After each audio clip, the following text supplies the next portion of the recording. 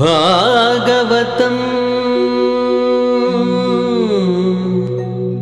श्री भागवतं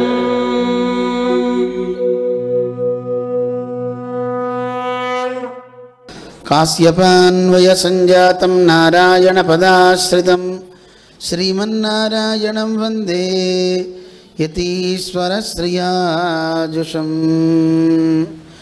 यो नित्यमच्युत पदाम्बुजयुग्मरुक्म व्यामोहतस्तदितराणि तृणाय मेने अस्मद्गुरोर्भगवतोऽस्य दयैकसिन्धोः रामानुजस्य चरणौ शरणं प्रपद्ये।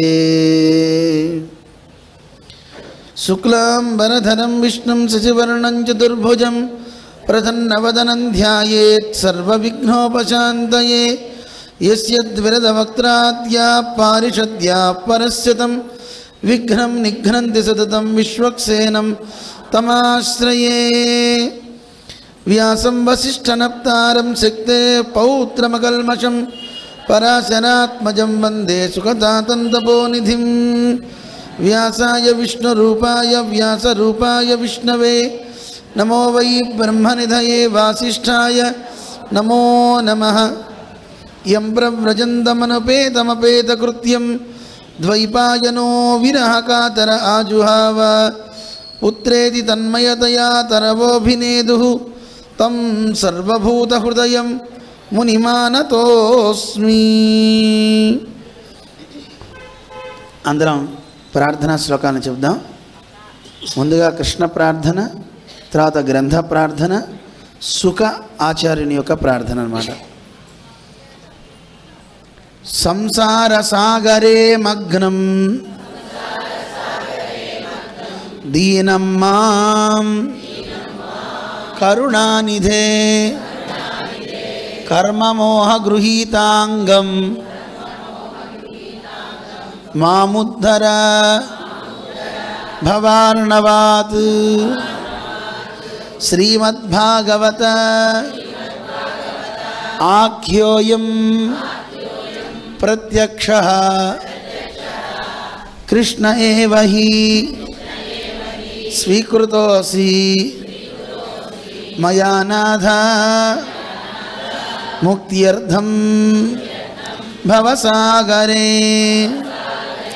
మనోరథో మదీయోయం సఫలః సర్వదా త్వయా నిర్విఘ్నేనైవ కర్తవ్యో దాసోహం తవ కేశవ. సుఖరూప ప్రబోధజ్ఞ సర్వశాస్త్ర విశారద ఏతత్కథా ప్రకాశేన మదజ్ఞానం వినాశయ. పాదౌ యదీయౌ ప్రథమద్వితీయౌ తృతీయతుర్యౌ కథితౌ యదూరు నాభిస్తదా పంచమ ఏవ షష్ఠః భుజాంతరం దోర్యుగళం తథాన్యో కంఠస్థురాజన్ నవమో యదీయో ముఖారవిందం దశమం ప్రఫుల్లం ఏకాదశో యస్య లలాటపట్టం శిరోపితు ద్వాదశ ఏవ భాతి. తం ఆదిదేవం కరుణానిధానం తమాలవర్ణం సుహితావతారం అపార సంసార समुद्रसेतुं भजामहे भागवतस्वरूपम् श्रीकृष्णशरणं मम श्रीकृष्णशरणं मम श्रीकृष्णशरणं मम। ओम नमो भगवते वासुदेवाय ओम नमो भगवते वासुदेवाय वासुदेव वासुदेव वासुदेवाय वासुदेव वासुदेव वासुदेवाय वासुदेवाय वैकुंठाय वासुदेव वासुदेव वासुदेवाय वासुदेव वासुदेव वासुदेवाय वासुदेव वासुदेव वासुदेवाय ओम नमो भगवते वासुदेवाय ओम नमो भगवते वासुदेवाय ओम नमो भगवते वासुदेवाय। जय श्रीमन्नारायण जय जय जय जय लक्ष्मी नारायण जय जय जय जय बदरी नारायण जय जय जय जय मुक्ति नारायण जय जय जय जय राम नारायण जय जय जय जय श्रीमन्नारायण जय जय जय जय श्रीमन्नारायण जय जय जय बोल लक्ष्मी नारायण भगवान की बोल रामानुज स्वामी जी महाराज की बोल जीयर स्वामी जी महाराज की जय श्रीमन्नारायण जय जय श्रीमन्नारायण। भगवत बंधुलरा భాగవత కథాశ్రవణ ఆరంభించి చూస్తున్నాం. రోజు ఒక మారుతి ఇక్కడికి వస్తుంది. ఆయనకి కూడా ఆరగింపు రోజు జరుగుతుంది. అడిగారు ఇక్కడ చూపించాను. రోజుకొక మారుతి ఉదయం సాయంత్రం చక్కగా భక్తులతో పాటు ఆయన కూడా వస్తున్నాడు. భాగవత గ్రంథానికి ఆరాధనలాగా ఆయన కూడా ముందు ఒక పండు ఆరగింపు చక్కగా జరుగుతుంది. చాలా సంతోషం. నరులు వానరులు కావాలి. అవ్వాలా వద్దా? వానరులు అంటే నరోవా అంటారు. అమ్మో వీళ్ళు మనుషులా, ఎంత గొప్ప వ్యక్తులో అనుకునేలా తయారు చేస్తాయి భాగవత గ్రంథం. వానరం మాత్రం తక్కువ ఏమిటి? రామచంద్రుని కార్యాన్ని చక్కగా చేసి భేష్ అనిపించాయి. పరమాత్మ ఎంత గొప్పవాడో, అందరితోనూ చక్కగా పనులు చేయించగలడు. అటువంటి స్వామి యొక్క వైభవాన్ని మనం 7 రోజుల పాటు ఇక్కడ ముచ్చటించుకుంటున్నాం. దాంట్లో భాగంగా కృష్ణ పరమాత్మ నిన్న కంసవధ చేశాడు. పరమాత్మ యొక్క ప్రధానంగా ఆయన అవతార లక్ష్యం ఏమిటి అంటే దుష్టుల్ని శిక్షించడం అంటుంటారు అందరూ, కానీ అది కాదట. కాబట్టి చూడండి, పరిత్రాణాయ సాధూనాం వినాశాయ చ దుష్కృతాం అన్నప్పుడు చెడ్డవాళ్ళని సంహరించడం అనేది అప్రధానము అన్నాడు. ఎలా చెప్పారయ్యా అంటే అక్కడ చకారం పెట్టారట. వినాశాయ చ అన్నప్పుడు ఆ చ అనే పదం అప్రధానం తెలియజేస్తుంది. అంత పెద్ద అవసరం ఏం కాదనుకోండి.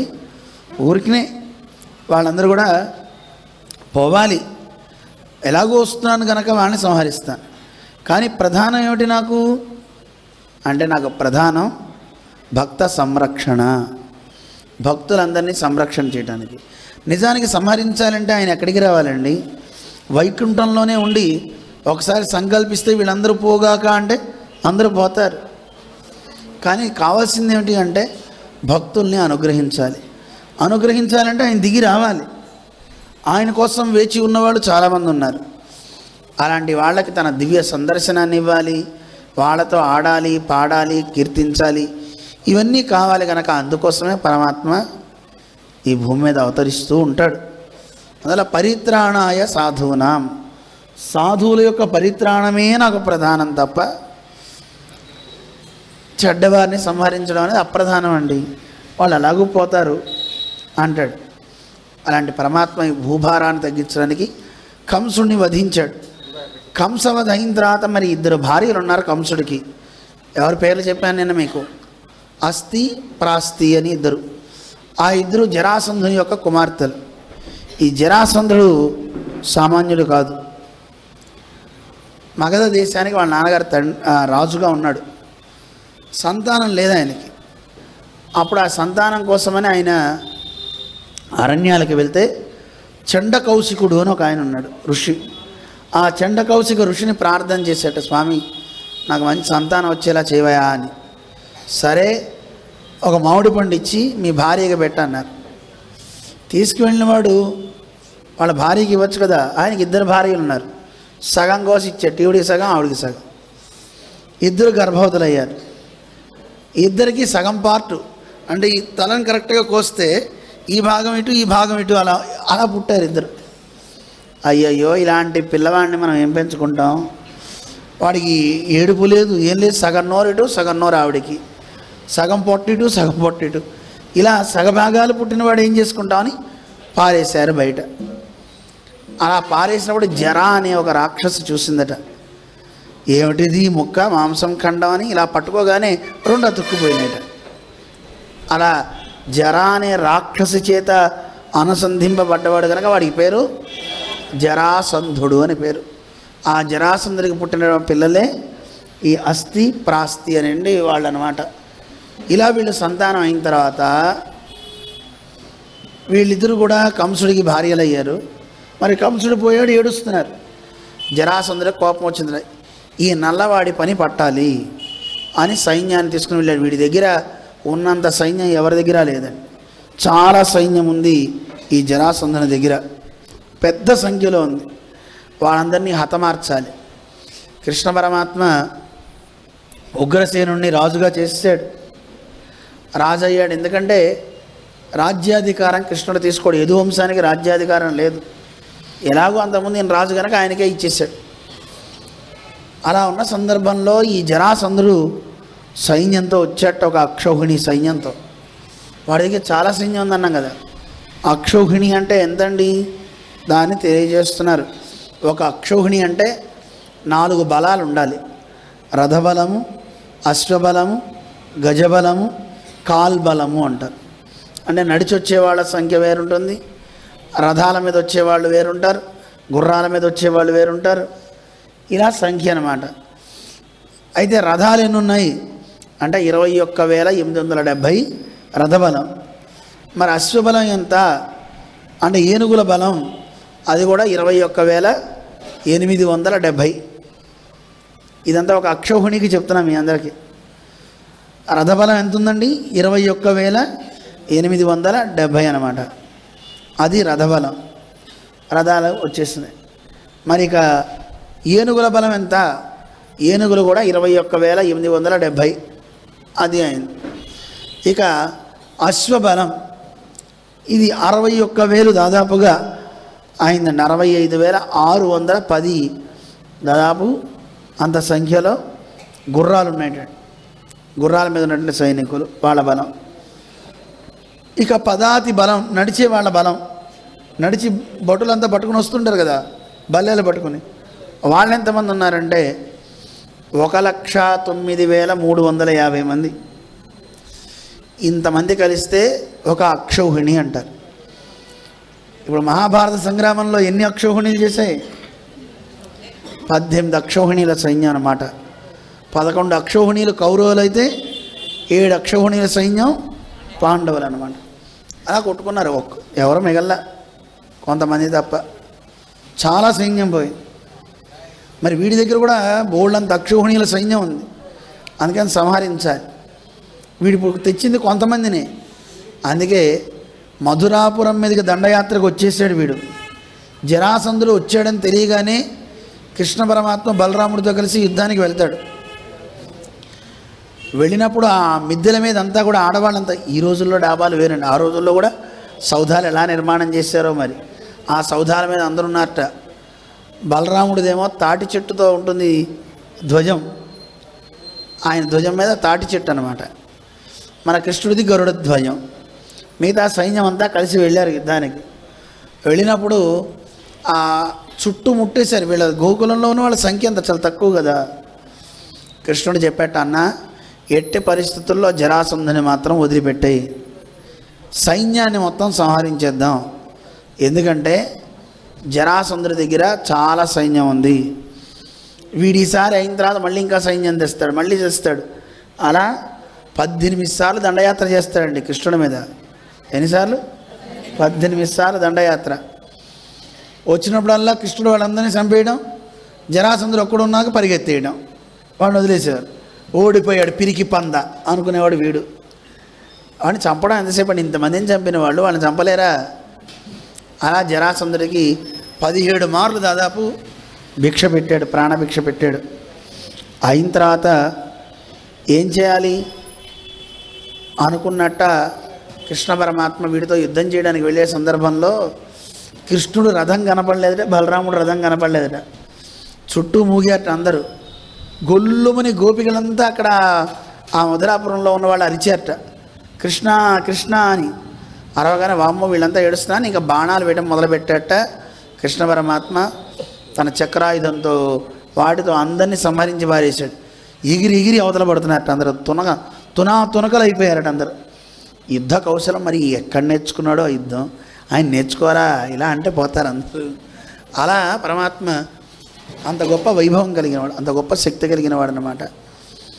అయితే చనిపోయిన వాళ్ళందరూ ఉంటారు కదా, వాళ్ళందరూ పెట్టుకున్న ఉంగరాలు, ఆభరణాలు కట్టండ్రా మూటలు అన్నట్ట. అవన్నీ మూటలు కట్టిస్తే బోల్డ్ అంత బళ్ళు ధనరాశులు అయిపోయినట్టండి ఆభరణాలన్నీ. అవన్నీ తీసుకుని ఉగ్రసేన మహారాజుకి ఇచ్చేట. మహారాజా ఇగో ఈ ఆస్తి మీకు అని బళ్ళకెక్కిచ్చి. ఇలా చేస్తున్న సందర్భంలో ఒకసారి కాలయవనుడు అనే రాక్షసుడు కూడా వచ్చాడు. ఈ కాలయవనుడు చాలా చాలా శక్తి కలిగినవాడు. అయినా కృష్ణుడు ఎవరినైనా నిర్జించగలడు. వాడు 3 కోట్ల మంది రాక్షసులను తెచ్చేటండి సైన్యాన్ని. 3 కోట్ల మంది అంటే సామాన్య, అంటే అంత బలం కలిగిన వాళ్ళు. అంతమంది వచ్చి మధురాపురం మీద పడ్డాక కృష్ణుడు అనుకున్నట్ట, ఇంతమందిని ఇప్పుడు సంహరించడం అంటే చాలా కష్టం. ముందు అసలు ఈ మధురాపురంలో ఉన్న వాళ్ళందరినీ రక్షించాలి అని విశ్వకర్మని పిలిచాట. పిలిచి వీళ్ళందరికీ సురక్షితంగా ఒక గ్రామాన్ని నిర్మించు సముద్రంలో అన్నట్ట. వెంటనే ఆయన నిర్మాణం చేశాడు. వితిన్ సెకండ్స్లో అయిపోయిందండి. బిల్డింగ్ వేసి క్యూరింగ్ చేసి అవన్నీ ఏం లేవు. అన్నంతస్తులండి. చాలా విశాలమైనటువంటి నగరం. 12 యోజనాల వెడల్పు ఉంటుందండి ఆ ఊరంతా. ద్వారకా నగరం చాలా అద్భుతమైనటువంటి స్ట్రీట్స్, దానికి రింగ్ రోడ్డు, విద్యుత్ తో ఉన్నటువంటి అద్భుతమైనటువంటి సౌధాలు నిర్మాణం చేసేట. చాలా అలంకారంతో అద్భుతంగా ఉంది. వీళ్ళందరినీ కృష్ణుడు తన యోగ మహిమతో మధురాపురంలో ఉన్న వాళ్ళందరినీ ద్వారక్కి చేర్చేట. మరి ఇంతమందిని వెళ్ళాలంటే ఎలా వెళ్తారు? ఎవడికి వాడు చూశారు కదేంటి మనం ఎక్కడున్నాం అనుకున్నారు. కృష్ణుడు చూడండి ఎంత బాగా రక్షించుకుంటాడో తన వాళ్ళని. అలా పరమాత్మ తన వారందరినీ రక్షించుకున్నాడు. రక్షించుకున్న తర్వాత కృష్ణ పరమాత్మ యుద్ధం చేయాలి. కాలయవనుడికి నారదుడు చెప్పేట. అసలు కాలయవనుడికి తెలియదు కృష్ణుడు.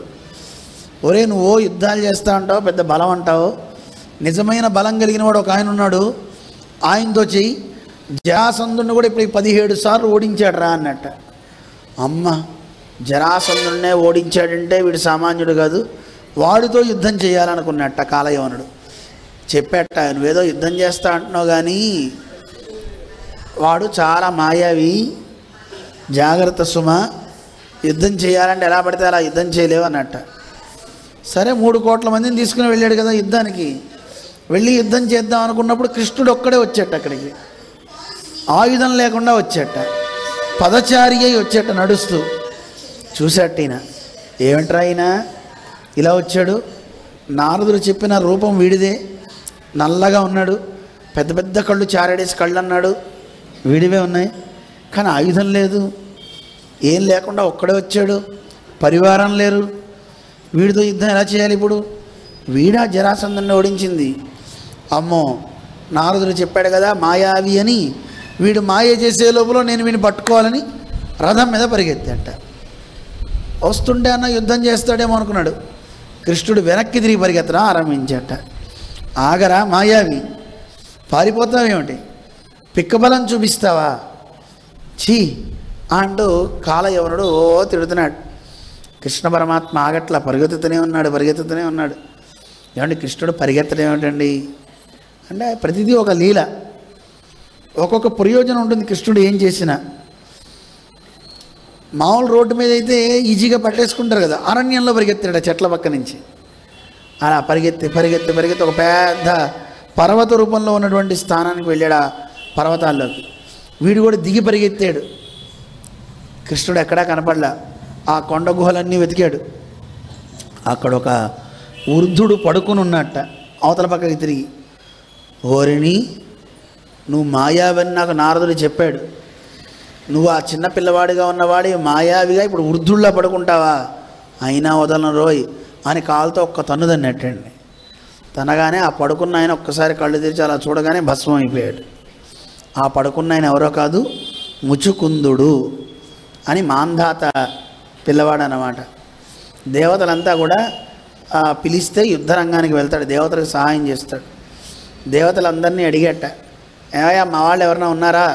ఎవరు లేరు సార్, అందరూ పోయారు.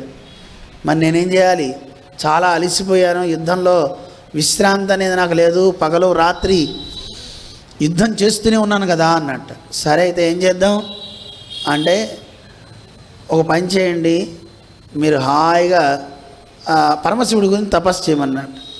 పరమశివుడి గురించి తపస్సు చేస్తే శివుడు ప్రత్యక్షమయ్యప్పుడు ఆయన చెప్పేట, నాయన ముందు నీకు నిద్ర లేదు, బాగా విశ్రాంతి తీసుకో అంటే, మరి విశ్రాంతి సరే, నాకు మోక్షం కావాలన్నట్టు. మోక్షాన్ని నేను ఇవ్వలేను, కావాలంటే ఈ లోకంలో ఏ భోగం కావాలంటే ఆ భోగాన్ని నేను ఇస్తా, సమస్త సంతోషాలు కలగడానికి, సుఖాలు కలగడానికి కావాల్సినవన్నీ ఇస్తా, మోక్షం మాత్రం నేను ఇవ్వలేను. మీరు చెప్పండి, భోగాలు కావాలా మోక్షం కావాలా? నిజమేనా? నిజంగా ఇప్పుడు మరి ఎవరికి డబ్బులు వద్దా? డబ్బులు వద్దా? మనం అనుకుంటామండి ఇప్పుడు అవసరం గడిచిపోతే చాలండి, కానీ ఈ అవసరం గడిచిపోయాక మళ్ళీ అవసరం వస్తుంది కదా. మళ్ళీ ఈ ధనం చేతిలో ఉంటే మనం చేసే కర్మలు బోల్డని కదా, దానివల్ల మళ్ళీ జన్మ వస్తుంది కదా, మళ్ళీ దుఃఖాలు అనుభవించాలి కదా. మళ్ళీ అప్పుడెవరిని అడుగుతారు? ఎన్నాళ్ళని ఈ సంసారంలో కొట్టుమిట్టాడుతాం? ఇప్పుడు ట్రావెలింగ్ చేసేవాడికి చూడండి, ఊరికే నడునొప్పులు వస్తాయా? అబ్బా ఆ ప్రయాణం, అమ్మో ఈ ప్రయాణం అని చాలా ఇబ్బంది అనిపిస్తుంది కదా. అలాగే సంసారంలో ప్రయాణం చేసి మనకు కూడా అలుపు వస్తుంది. అలుపు వచ్చి విసిగి చెందినవాడు ఏమంటాడు, నాకు ఈ ప్రయాణాలు వద్దురా బాబు అంటారు. అంటారా? అనరా? అంటారు. ఏమంటే మరి మీకు కూడా విసుకొస్తుందని మమ్మల్ని అడగండి. నాకు 2 కాళ్ళలో 2 పుట్టుమచ్చలు ఉన్నాయి, అందుకని ఎక్కడ ఆగను, తిరుగుతూనే ఉంటా, ఆగేదే లేదు. చక్రాలు ఉన్నాయంటారు కదా, కూర్చుందామన్నా ఒక చోట కూర్చోలేను. అలాంటి కొంతమందికి నుదుటన జాతకాలు రాసి ఉంటాయి, ఒక చోట ఉండలేం, తిరుగుతూనే ఉండాలి. అలాగా ఈ సంసారంలో మనం కూడా తిరుగుతుంటామా తిరగమా? సంసారం నుంచి బయటపడాలా వద్దా? ముక్తి కావాలి, విముక్తి కలగాలి, దేవుణ్ణి అది ప్రార్థించాలి. అయితే ఏమండి విముక్తి కలగడం అంటే ఇంకా జన్మ ఉండదా? ఉంటుంది, కానీ ఈ జన్మల కంటే శ్రేష్టమైన జన్మ, దానికే తత్శ్రేష్టం జన్మ అని ఉపనిషత్తు చెప్తోంది. శ్రేష్టమైన జన్మ వస్తుందండి. ఏమిటండి శ్రేష్టమైన జన్మ అంటే, గొప్ప జన్మ అంటే? ఈ జన్మలో దౌర్భాగ్యం తెలిస్తే ఆ జన్మలో ఉన్నటువంటి సౌభాగ్యం తెలుస్తుంది. ఈ జన్మలో ఉన్న దౌర్భాగ్యం ఒకటి చెప్పండి గబగబా. మీరు ఇప్పుడు అనుభవించే కష్టాలు ఏమిటండి? ఎవరికి తెలియదా అమ్మా? జన్మెత్తడమే పెద్ద దౌర్భాగ్యం అంట. కాదండి, ఇప్పుడు ఇక్కడ కూర్చున్నారా, కూర్చోగానే ఒక గంట అవగానే ఆకలిస్తుందా వేదా, దాహం వేస్తుందా వేదా, ఆకలి దప్పికలు ఉంటున్నాయా లేదా చెప్పండి. పోనీ ఈరోజు తినేసి కడుపు నిండా తినేసి ఫుల్ అయిపోయిన తర్వాత అమ్మాయి ఇక వద్దురా బాబు అనుకుంటారా అనుకోరా? పీకల దాకా తింటే. కానీ అది మళ్ళీ కొంచెం జారి ద్రవం అయిపోయిన తర్వాత మళ్ళీ ఆకలేస్తుంది. అరే నిందాకే కదా తిన్నాను, మళ్ళీ ఆకలి. ఇది వేసే కొద్దీ ఇంకా అడుగుతూనే ఉంటుందండి. దీనికి మొహమాటం లేదు, అడుగుతూనే ఉంటుంది. ఇలా తింటూనే ఉంటాం, తాగుతూనే ఉంటాం నీళ్ళు, నిద్రపోతూనే ఉంటాం. ఏదైనా మీరు సుఖం అనుకునేది ఏదైనా పర్మనెంట్గా ఉంటుందా చెప్పండి? ఇప్పుడు ఇలా కూర్చునే వాళ్ళందరికీ ఇంతసేపు కూర్చుంటారు కదా, కూర్చుని ఉండేవాళ్ళకి ఏమనిపిస్తుంది చెప్పండి? నిలబడ్డవాడిని చూస్తే ఆనందం ఇస్తుంది. అబ్బా వాడు నిలబడ్డ హాయిగా, కాసేపు మనం కూడా నిలబడితే బాగుండు అనిపిస్తుందా అనిపించదా? ఆ నిలబడ్డవాడికి ఏమనిపిస్తుంది? చచ్చిపోతున్నాడు, ఆ కాళ్ళు లాగేసి వీడు కూర్చున్నాడు, చక్కగా మనం కూడా కూర్చుంటే బాగుండు. ఉపన్యాసాలు చెప్పేటప్పుడు ఎవరన్నా సెక్యూరిటీ వాలంటీర్స్ అంతా నిలబడతారు అటు ఇటు. 3 గంటల సేపు అనుకోండి, వాడు కూర్చుని వాళ్ళందరినీ చూసి నీళ్ళు నవ్వులుతూ ఉంటాడు. అబ్బా కాసేపు నేను కూడా కూర్చుంటే బాగుండు, ఒక కాళ్ళు పీకేస్తున్నాయి అనిపిస్తుంది. కూర్చున్న వాళ్ళందరూ ప్రవచనం మధ్యలో లేస్తే ఏమంటారో అని వాళ్ళు లేవరు అలాగే కూర్చోవాలి. వాడికి అనిపిస్తుంది అబ్బా ఒక్కసారి లేస్తే బాగుండరా బాబు అని వాడికి అనిపిస్తుంది. వీళ్ళిద్దరికీ పడుకున్న వాడిని చూస్తే ఏమనిపిస్తుంది? అబ్బా ఒక్కసారి నడుము వాలిస్తే బాగుంటారా మనం కూడా అనిపించదా? దేంట్లోనూ సుఖం లేదండి. అలాగే పడుకునే ఉంటే సుఖమా చెప్పండి? ఏమండి? అలాగే పడుకునేటైతే హాస్పిటల్లో ఐసీయూలో పడుకునేవాడు ఉంటాడు చూసారా, వాడు పాపం చూసి కొన ఊపిరిలో చూస్తూ ఉంటాడు అందరినీ. ఆ నర్సులు తిరుగుతుంటాడు, డాక్టర్లు అబ్బా వీళ్ళు ఎంత అదృష్టవంతులు, వాళ్ళు కూడా నాలా పడుకుంటే నేను లేచి తిరుగుతా కదా వాడు అలా అనుకుంటాడు అనిపిస్తుందండి. మనం ఏది ఈ లోకంలో చూసినా అది సుఖం అనుకుంటాం, అది ఏది సుఖం కాదు. సుఖం అంటే నిజంగా ఆనందంగా ఉండాలి కదా, ఎప్పటికీ ఆనందంగా ఉండాలి కదా. ఏదైనా జీవితంలో మీకు ఎప్పటికీ ఆనందాన్ని ఇచ్చే వస్తువు కానీ వ్యక్తి కానీ ఉన్నారా? ఆలోచించండి, బాగా ఆలోచించండి. నాకు కారం అంటే ఇష్టం అండి అంటాడు, తిన్నాక అల్సర్ వచ్చింది అనుకోండి లోపల నీళ్ళు వేసినా మండుతాయి. తీపి అంటే ఇష్టం అండి అని తెగ తింటే షుగర్ వస్తుంది, దాంతో మళ్ళీ రోగగ్రస్తులు, మళ్ళీ తినలేవు. ఏది సుఖం చెప్పండి? వ్యక్తులు సుఖం అన్నామా, వాడున్నా కూడా ఒక్కోసారి బంధకమే. ఉదాహరణకి తండ్రి తల్లి కూడా సుఖం అనుకుంటాం, వాళ్ళు ఒక్కోసారి కష్టం పెట్టచ్చు. అవ్వచ్చా అవ్వకూడదా? 2 ఉదాహరణలు చెప్తా మీకు చూడండి. మీకు నచ్చిన వ్యక్తిని పెళ్లి చేసుకుందామంటే ఒప్పుకుంటారా? అంటే వాళ్ళ కులమే ఆయన ఒప్పుకుంటారా? మాకు ఒక ఆవిడ ఫోన్ చేసిందండి, చిన్నప్పటి నుంచి మా అమ్మా నాన్న ఆ కుటుంబంలో వాళ్ళు మంచోళ్ళు గారు వద్దు అన్నారండి. అన్న తర్వాత అప్పటి నుంచి నాకు ఎందుకో తెలియక వెగడ పుట్టింది. ఇప్పుడు వాళ్ళనే చేసుకోమని మళ్ళీ మా వాళ్ళు ప్రెజర్ పెడుతున్నారు, ఏం చేయాలి? మనమేం చెప్తాం? దేవుణ్ణి ప్రార్థన చేద్దామని చెప్తే అంతే, అంతకంటే ఏం చెప్తాం? చేసుకోకు అన్నాం అనుకోండి ఇంట్లో వాళ్ళకి కోపం వస్తుంది, చేసుకో అన్నాం అనుకోండి ఈ అమ్మాయికి కోపం వస్తుంది. ఏం చేయాలి? అమ్మ నేను కృష్ణుడిని ప్రార్థన చేస్తా, తప్పకుండా నీకు మంచి వరుడుగా అతనన్నా రావాలి, లేదా మంచి వరుడు ఇంకోడన్నా రావాలి, లేకపోతే అమ్మా నాన్న బుద్ధులన్నా మార్చాలి, పెరుమాళ్ళకి చెప్దాం. ఈ రోజుల్లో పెళ్లి సంబంధాలు చెప్పాలన్నా భయమేనండి. చెప్పామనుకోండి మంచిగా ఉంటే వాళ్ళు ఎవరు మన దగ్గరికి రారండి. ఏ చిన్న గొడవ ఇంకో వీడియో చేసాడు అంటారు. ఇప్పుడు అందుకే సంబంధాలు కూడా ఎవరు చెప్పట్లా, చెప్తున్నారా? ఒకవేళ చెప్పినా ఏమంటారు తెలుసా, నాకు సంబంధం ఏం లేదు, మీ ఇద్దరు మాట్లాడుకోండి, ఊరికే ఉందని చెప్పే అంతే, మళ్ళీ రేపొద్దున నా దగ్గరికి రాకండి. అయ్యో భలేవాడిరా నీ దగ్గరికి ఎందుకు వస్తా అంటారు, కానీ వచ్చేదే వాళ్ళు దుమ్మెత్తి పోస్తారండి. వాడు గురువా గిరువా ఎవరిని చూడరండి. అందుకే మనం నన్ను చాలామంది అడుగుతుంటారు, స్వామి మీకు అన్ని చోట్ల తిరుగుతారు కదా, మా అబ్బాయికి ఎవరన్నా సంబంధం చెప్పండి అంటే, అమ్మా నేను ఒక్కడికి చెప్తానమ్మా అన్న. ఎవరికండి? రాముడికి. వాడికి చెప్తా, ఆయన తెచ్చే సంబంధం చేసుకో. ఎందుకంటే నువ్వు ఎన్ని తిట్టినా ఆయన ఏం మాట్లాడు, నవ్వుతూనే ఉంటాడు. నాకెందుకు వచ్చింది, కొడదామన్నా ఆయన దొరకడు, గుళ్ళోకి అర్చకులు రానివ్వరు. కానీ నేనేం చేయలేనమ్మా. ఇది మనం ఎంత జాగ్రత్తగా ఉన్నా చాలా ఇబ్బందులు ఉంటాయి. కానీ ఈ జగత్తులో ఏది సుఖం అని మనం అనుకుంటామో అవి కూడా బంధకాలే అవుతాయి. చిన్నపిల్లలు చూడండి, ఒక్కోసారి స్కూల్లో పిల్లలంతా ఎక్స్కర్షన్కి వెళ్తున్నారు. నాన్నని అడిగితే నాన్న దగ్గర డబ్బులు లేకపోవచ్చు, లేకపోతే నాన్నకి ఇష్టం ఉండకపోవచ్చు. ఒరే వెళ్ళడానికి వీలేదురా అంటాడు. అనగానే నాన్న మీద వీడి కోపం వస్తున్నారు కదా, ఎప్పుడు ఇంతే నాన్న, ఎక్కడికి వెళ్ళినవాడు, ఎప్పుడు ఇంతే అమ్మ అని అమ్మా నాన్న తిట్టుకుంటారా తిట్టుకోరా? అరే నువ్వు ప్రేమించావు కదా అమ్మా నాన్నని, ప్రేమించిన వాళ్ళే శత్రువు అవుతున్నారు. తల్లిదండ్రులు కూడా పిల్లల్ని ప్రేమిస్తున్నారు, వాళ్ళే శత్రువు అవుతున్నారు. అందువల్ల ఈ లోకంలో ఏది ప్రేమ, ఏది నిజం, దేన్ని అనుకోగలుగుతాం? మన శరీరమే మన మాట వింటలేని పెద్ద శత్రువు ఇదే మన మాట విందే, ఇదే రోగగ్రస్తం అవుతుంది. కాసేపు కూర్చొనివ్వట్లేదు, కాసేపు నిలబట్టనివ్వట్లేదు, ఏం చేయనివ్వదు. ఇన్ని ఇబ్బందులు పెడుతుందండి. ఇదేమన్నా మనకి మిత్రుడా చెప్పండి?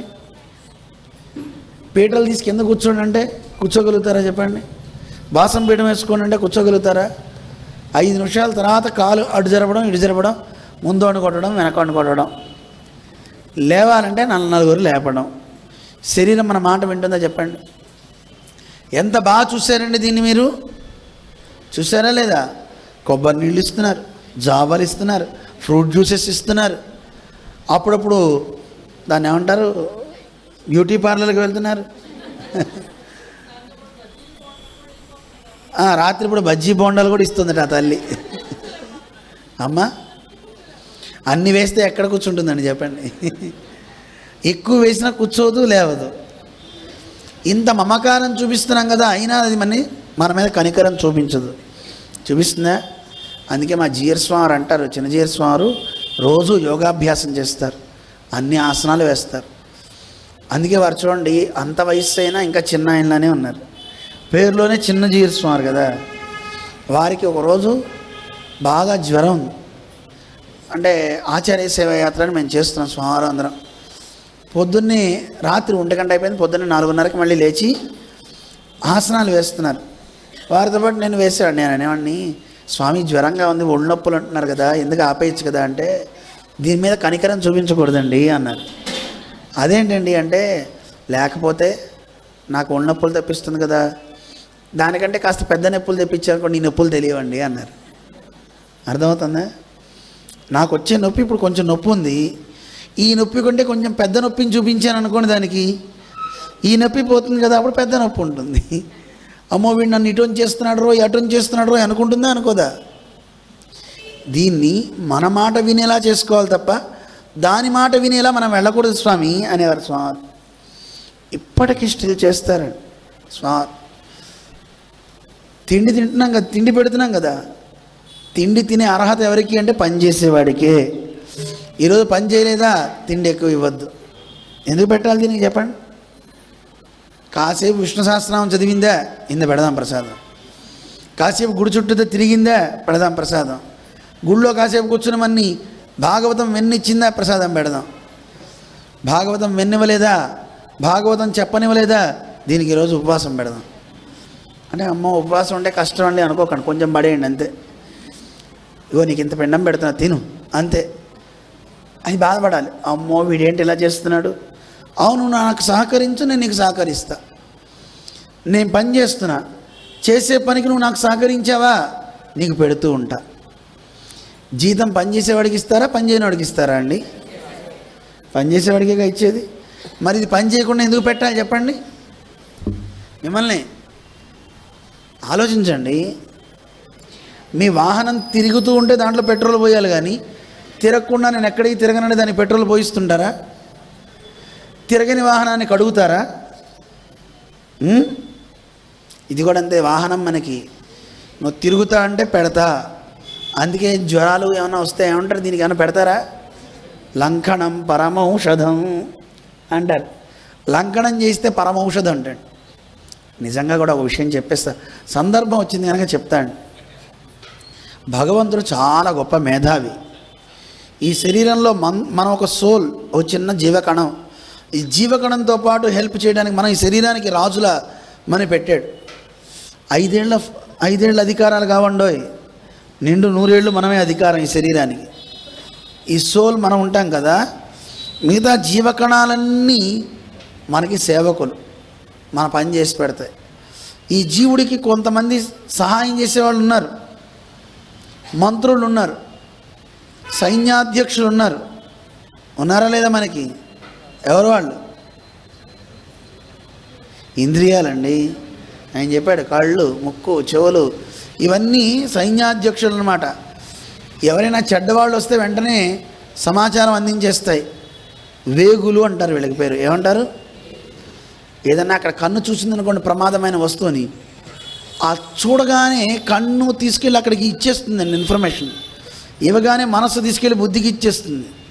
అమ్మో అదేదో ప్రమాదం నా మీదకే వస్తున్నాను కానీ టక్కుని తప్పుకుంటాడు. తప్పుగానే పక్కకి వెళ్ళిపోతుంది. అంటే ఇదంతా తప్పించేది ఎవరు?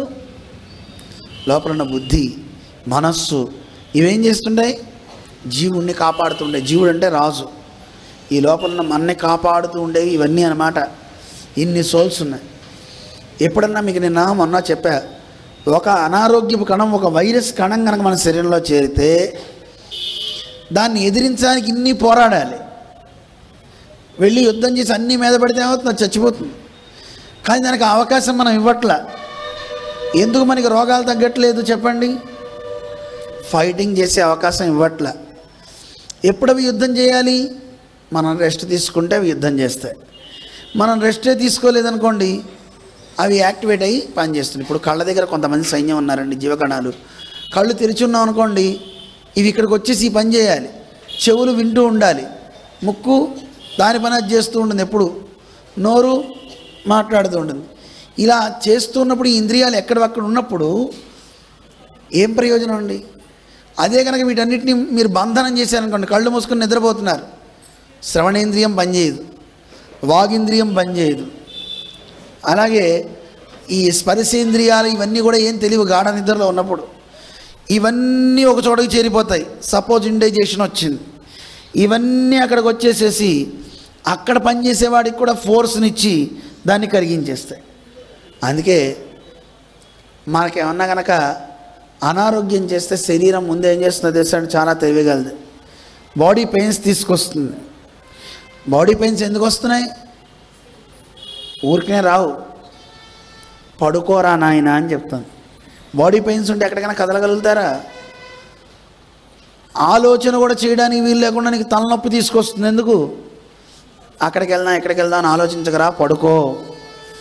అలా పడుకుని పోయామనుకోండి, అప్పుడు ఇవన్నీ ఎక్కడ డిసీజ్ ఉందో, ఎక్కడ వైరస్ కణం ఉందో దాని దగ్గరికి వెళ్ళి ఫైట్ చేస్తాయి. అప్పుడు మనకి హ్యాపీ. అలా కాకుండా ఇంగ్లీష్ అలోపతి ట్యాబ్లెట్ వేస్తాం, ఇన్ని 4 ఇడ్లీలు వేస్తాం, పూరీలు చపాతీలు వేస్తాం. అప్పుడేమవుతుందండి? అన్నీ వెళ్ళి దీన్ని కరిగించడానికి ప్రయత్నాలు చేస్తూ ఉంటాయి.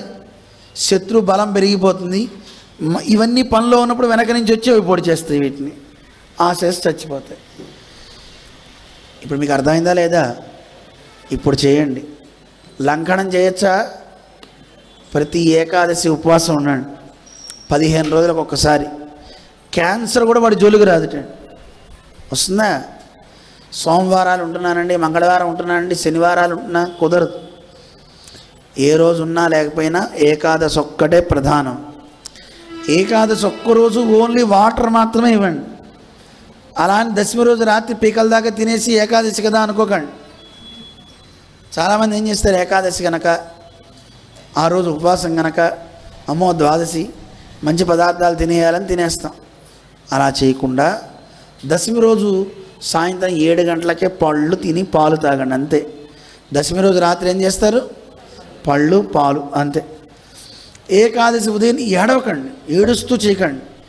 నా శరీరాన్ని బాగు చేసుకుంటున్నా, దీన్ని ఓవర్ ఆయిలింగ్ చేస్తున్నా అనుకుంటూ ఏకాదశి రోజున ఉదయం ఆరాధన అయిన తర్వాత నుంచి ఉండగలిగితే జలంతో ఉండండి, నీటిని తీసుకోండి. వాటర్ థెరపీ కనుక చేస్తే అలానే ఎక్కువ నీళ్ళు కూడా తాగకూడదు, కొంచెం కొంచెం కొంచెం నీళ్ళు ఇస్తూ ఉండాలి. పెనం మీద నీళ్ళు వేస్తే ఎలా ఆవిరైపోతాయో అలా ఆవిరైపోతూ ఉంటే పంచప్రాణాలకు అవి శక్తిని ఇస్తూ ఉంటాయి అన్నమాట. అలా చేయాలి. కొంచెం కొంచెం నీరు ఇస్తూ శరీరాన్ని శుద్ధి చేసుకుంటుంది ఆ రోజంతా. వాటర్ కొంచెం కొంచెం కొంచెంగా తీసుకోండి, పర్వాలేదు. జలాహారం అది కూడా తీసుకోకుండా ఉండగలిగితే మరీ మంచిదే. ఒకసారి వాటర్ తీసుకుని కృష్ణుడికి నివేదన పెట్టి, ఆయన మీరు ఒకటే, మీరు తీసుకోవట్లా, ఎవరికి పెడుతున్నారు? అలా అనుకుంటే ఏం లేదండి. మీకు ఒక కథ చెప్తా వినండి, అది తెలిస్తే మీకు తెలుస్తుంది. మళ్ళీ ఇక్కడికే రావాలి, మనందరం జలాహారం దగ్గరికి రావాలి, ఏకాదశి దగ్గరికి. మీరు చూడండి, శ్రీకృష్ణ పరమాత్మ ఉన్న సందర్భంలో యమునా నది అవతల దూర్వాసుడు మహర్షి తపస్సు చేస్తున్నట్ట. ఆయన దగ్గరికి ఆహారాలన్నీ తీసుకుని గోపికలందరూ వెళ్ళాలి. ఆయన వ్రతాన్ని తపస్సుని ఉద్యాపనం చేస్తున్నాడు. అలా వెళ్తున్న సందర్భంలో యమున చాలా పొంగిపోయింది. యమున దాటాలి, ఎలా వెళ్ళాలి? వీళ్ళంతా కృష్ణుని అడిగారట, కృష్ణ కృష్ణ మేము వెళ్ళాలి, యమున దాటాలి, యమున చాలా ఉధృతుంది, పడవ నడిపే వాళ్ళు కూడా రాలేరు, మరి ఆ ఋషికి భోజనం పెట్టి రావాలి, ఏమైనా మంత్రం చెప్పాయా? సరే అక్కడికి వెళ్ళి ఆ జన్మ బ్రహ్మచారి కృష్ణ పరమాత్మ చెప్పాడని చెప్పండి, దారి ఇస్తుందన్నట్టు. అలాగే చెప్తే దారి ఇచ్చేసేటండి. అక్కడ దూర్వాసుడి దగ్గరికి వెళ్ళారు, భోజనం పెట్టారు. తిరిగి వస్తుంటే మళ్ళీ యమున అలా ఉంది. కృష్ణుడు ఏం చెప్పాడురా గుర్తులేదు, అమాయకులుగా మర్చిపోయారు. దూర్వాసుడి దగ్గరికి వెళ్ళి అడిగారట, ఏమండి ఏమండి కృష్ణుడు ఇందాక ఏదో చెప్పాడు మర్చిపోయాను, మాకేమైనా మంత్రం చెప్పండి అన్నట్టు. అప్పుడు ఆయన చెప్పాట, నిత్యోపవాసి దూర్వాసుడు చెప్పాడు దారిమ్మనండి అన్నట్ట. తెచ్చింది కొంచెం కూడా మిగల్చలే, కుంభాలు కుంభాలు తినేసాడు ఈయన. తినేసి ఈయన నిత్యోపవాసి ఏమిటి అని వీళ్ళకి సందేహం కలిగితే ఆయన చెప్పేటమ్మా, మీరు తెచ్చింది నేను ఒక్క కణం కూడా తినలేదమ్మా. అవ్వా మీరేం ఋషి అండి, కొంచెం కూడా అట్టు పెట్టలేదు మాకు శేషం, అంతా తినేశారు కదా. నేను తినలేదమ్మా. మరి ఎవరు తిన్నారు? లోపలున్న కృష్ణుడికి పెట్టానమ్మా, కృష్ణార్పణం కృష్ణార్పణం అనుకున్నాను, అందువల్ల ఎవరు తిన్నట్టయింది? అందువల్ల నేను నిత్యోపవాసినమ్మా. మీరు కూడా నిత్యోపవాసం చేయొచ్చా చేయకూడదా? ఎంతమంది చేద్దామంటారు? అర్థమైతే చేతులు ఎత్తారు, లేకపోతే చేతులు ఎత్తలేరు. నిత్యోపవాసం అంటే ఏంటి అర్థం? తింటూనే ఉంటారు కానీ ఏమంటారు? కృష్ణార్పణం కృష్ణార్పణం అంటే పుట్టిన తెగించి నేను ఒక్క మెతుకు కూడా తినలేదండి అని మనం కూడా అనొచ్చు. 25 ఏళ్ళ నుంచి ఉపవాసం అండి నేను, 20 ఏళ్ళ నుంచి. కొంచెం కాస్త మజ్జిగో పాలో భోజనం ఇస్తే అన్నారనుకోండి, అప్పుడు ఎలా ఉంటుంది చెప్పండి? అవతలాడికి పిచ్చెక్కుతుంది కదా. ఉపవాసం అన్నావు కదరా నాయన, ఇదేంట్రా నాయన అనిపిస్తుందా అనిపించదా? అందువల్ల పెద్దలు ఎప్పుడైనా ఎవరికి పెడుతుంటారు? పెరుమాళ్ళకే పెడుతుంటారు, ఆయనకే ఇస్తుంటారు. కొన్ని ప్రమాదాలు కూడా ఉంటాయండి కొన్ని చోట్ల, చెప్తే బయట ఎక్కడ చెప్పకండి, కృష్ణుడికి పెట్టండి. కానీ నిత్యోపవాసం చెప్పారనుకోండి, ఇంటికి వెళ్తే ఏం చేసి పెట్టరండి. ఎందుకంటే మేము ఒకసారి ఒక ఊరు వెళ్తుంటే ఆ ఊరు వాళ్ళు ఫోన్ చేశారు, ఏమండి స్వామికి ఏమేమి ఏర్పాట్లు చేయాలి అంటే, మా పిల్లవాడికి చెప్పాట. మా పిల్లవాడు అప్పట్లో పిల్లవాడు ఉండేవాడు, ఆవు పాలే తప్ప మా గేదె పాలు ఇలాంటి తాగరమ్మా, ఆవు పాలు ఉంటే చూడండి, అలాగే పళ్ళు ఏమన్నా కావాలంటే పళ్ళు ఎందుకు పెడితే బాగుంటుంది అని వాడు ఆలోచించి, సరే ఏదైనా జామకాయ అలాంటివి చూడండి అంటే, ఆ రోజు వాళ్ళ ఇంటికి వెళ్ళాం. ఉదయం కూడా ఆ రోజు ఏం తీసుకోలే, ప్రయాణంలో ఉండిపోయాం. వెళ్ళిన తర్వాత ఆరాధన అయిపోయింది. పెరుమాళ్ళ ఆరాధన అయిన తర్వాత ఇన్ని పాలు, ఒక జామకాయ పచ్చి పిందె, ఈ 2 దొరికినాయి. నేను అడిగా ఏమిట్రా ఇవంటే, మరి ఆవు పాలు ఇవి తప్ప ఇంకోటి లేవండి, మా ఊళ్ళో ఆవు ఇంతే ఇచ్చిందండి పాలు. బేష్ సంతోషం. మరి పళ్ళు అంటే స్వామివారు ఏ పండు తెద్దామో మాకు తెలియలేదు స్వామివారు, ఈ స్వామిని అడిగితే జాంకాయ అన్నాడండి. ఏ ఇంట్లో ఉన్న షాపుల్లో కూడా ఈరోజు జాంకాయలు లేవండి, విరివిగా కనబడతాయి. ఈరోజే జాంకాయలు కనబడలేదండి, ఒక చెట్టుకుంటే ఒక పచ్చిది ఇది ఒకటే కనబడిందండి. మనవాడు చెప్పడం ఎలా చెప్పాలి? ఏవో ఒక పళ్ళు పెట్టండి అని చెప్పచ్చు కదా, తినకూడని పళ్ళు వదిలేయాలి కదా. వీడు కరెక్ట్గా జామకాయ అని చెప్పాడండి. వాళ్ళు జామకాయే వెతికారు. అందుకనే నిత్యోపవాసం అని చెప్పారంటే చాలా డేంజర్ అండి. అందుకని మీరు చెప్పుకోవాల్సింది కృష్ణుడికి చెప్తే చాలు. అదే మన వాళ్ళు వచ్చారు ఉపవాసంకి. నిత్యోపవాసం అన్నమాట. ఇవన్నీ పళ్ళు పళ్ళు పంపించండి. ఇది కూర్చో, మన కూర్చో. అర్థమవుతుందా? అందువల్ల ఏకాదశి మీరు ఉపవాసం చేసినా నీళ్లు తాగినా తప్పేం లేదు. ఇలా కనుక మీరు చేసుకుంటే మీ శరీర ఆరోగ్యం చాలా మంచిగా ఉంటుంది. శరీరంలో ఉన్న కణాలన్నీ యాక్టివేట్ అవుతాయి. మీరు బాగా ఆరోగ్యంగా ఉండడానికి దోహదపడుతుంది. ఎప్పుడు చేయక్కర్లా, 15 రోజులకు ఒకసారి. 15 రోజులకు ఒకసారి చేస్తే నెలకి 2 సార్లు అవుతుంది. 2 సార్లు ఇలా చేయండి. మీ ఆరోగ్యాన్ని మీరే చూసుకోండి, ఎలా ఉంది, బాగుందా లేదా. వేరే పెద్ద పెద్ద ఉపవాసాలు రోజు అవసరం లేదు. చాలామంది ఇప్పుడు చూస్తున్నాం, వారానికి దేవతలు తగ్గిపోయారు కానీ ఒక్కొక్క రోజు ఉపవాసమే. సోమవారం అండి శివుడికి అండి, మంగళవారం ఆంజనేయ స్వామికి అండి, బుధవారం ఇంకొకరికండి రాముడికి, గురువారం ఇంకో ఆయన అండి, శుక్రవారం లక్ష్మీదేవి అండి, శనివారం వెంకటేశ్వర అండి, ఆదివారం సూర్యుడు అండి. వారాలు తగ్గిపోయినాయి కానీ దేవతలు చాలామంది ఉన్నారండి. ఇలా చేసుకుంటూ పోతే అది మంచిది కాదు. పోనీ ఉపవాసం పేరుతో వీడేమో తినకుండా ఉంటాడా అంటే, ఉదయం అన్నం తింటాడు, రాత్రి తినేవన్నీ ఇందాక ఆవిడ చెప్పినట్టు బోండాలు, బజ్జీలు, మిరపకాయ బజ్జీలు, మిగతా ఇవి తింటే ఆరోగ్యం బాగుపడుతుందా పాడైపోతుందా? ఇంకా పాడైపోతుంది, మంచిది కాదనమాట. అందుకని నాయన పరమాత్మని, ఆయన శక్తిని తెలుసుకోవాలి. ఆయన యొక్క గొప్పతనం చాలా చాలా గొప్పదనమాట. తన మాయ చేత అందరిని అక్కడికి పంపించాడు.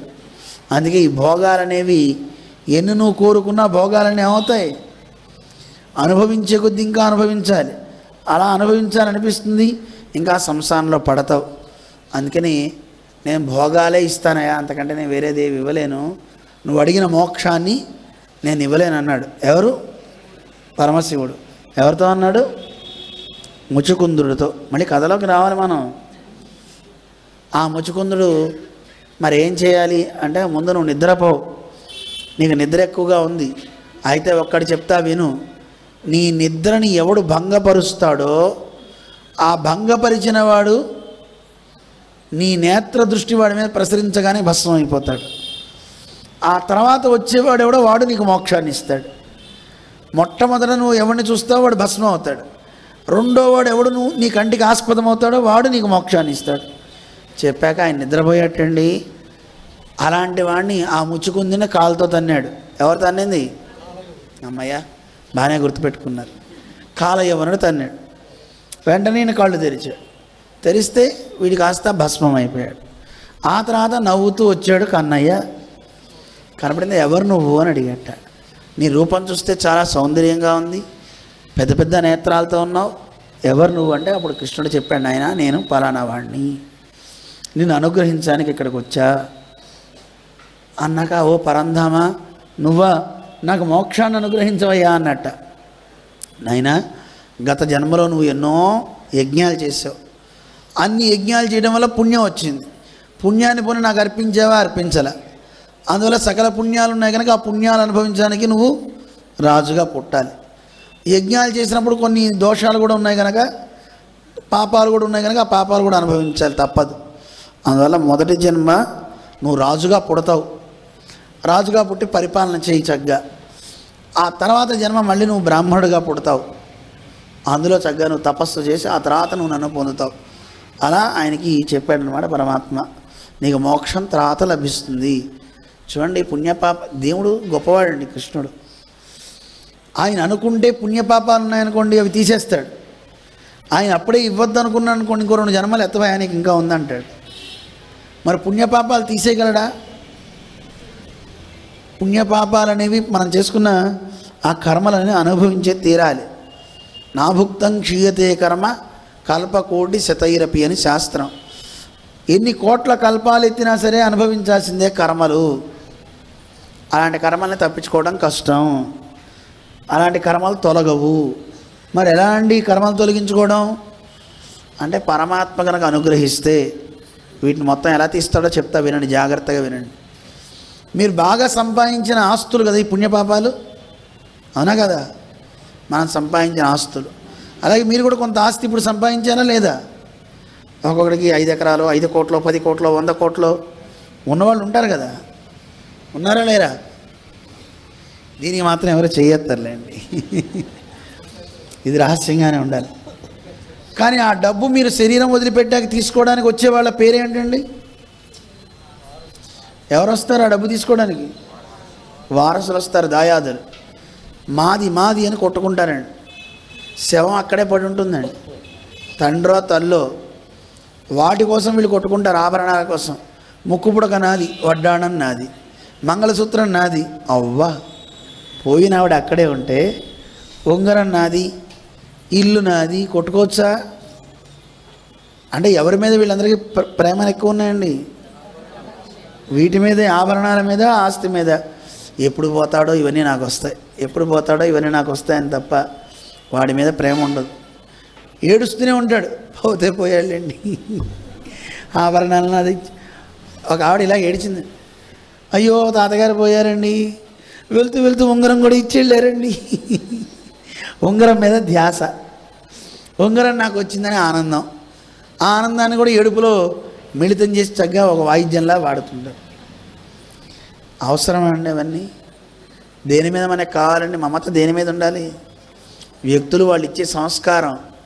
కానీ ఆస్తుల మీద, వీటి మీద మనకి ఎక్కువ మమకారాలు పెరిగిపోతున్నాయి.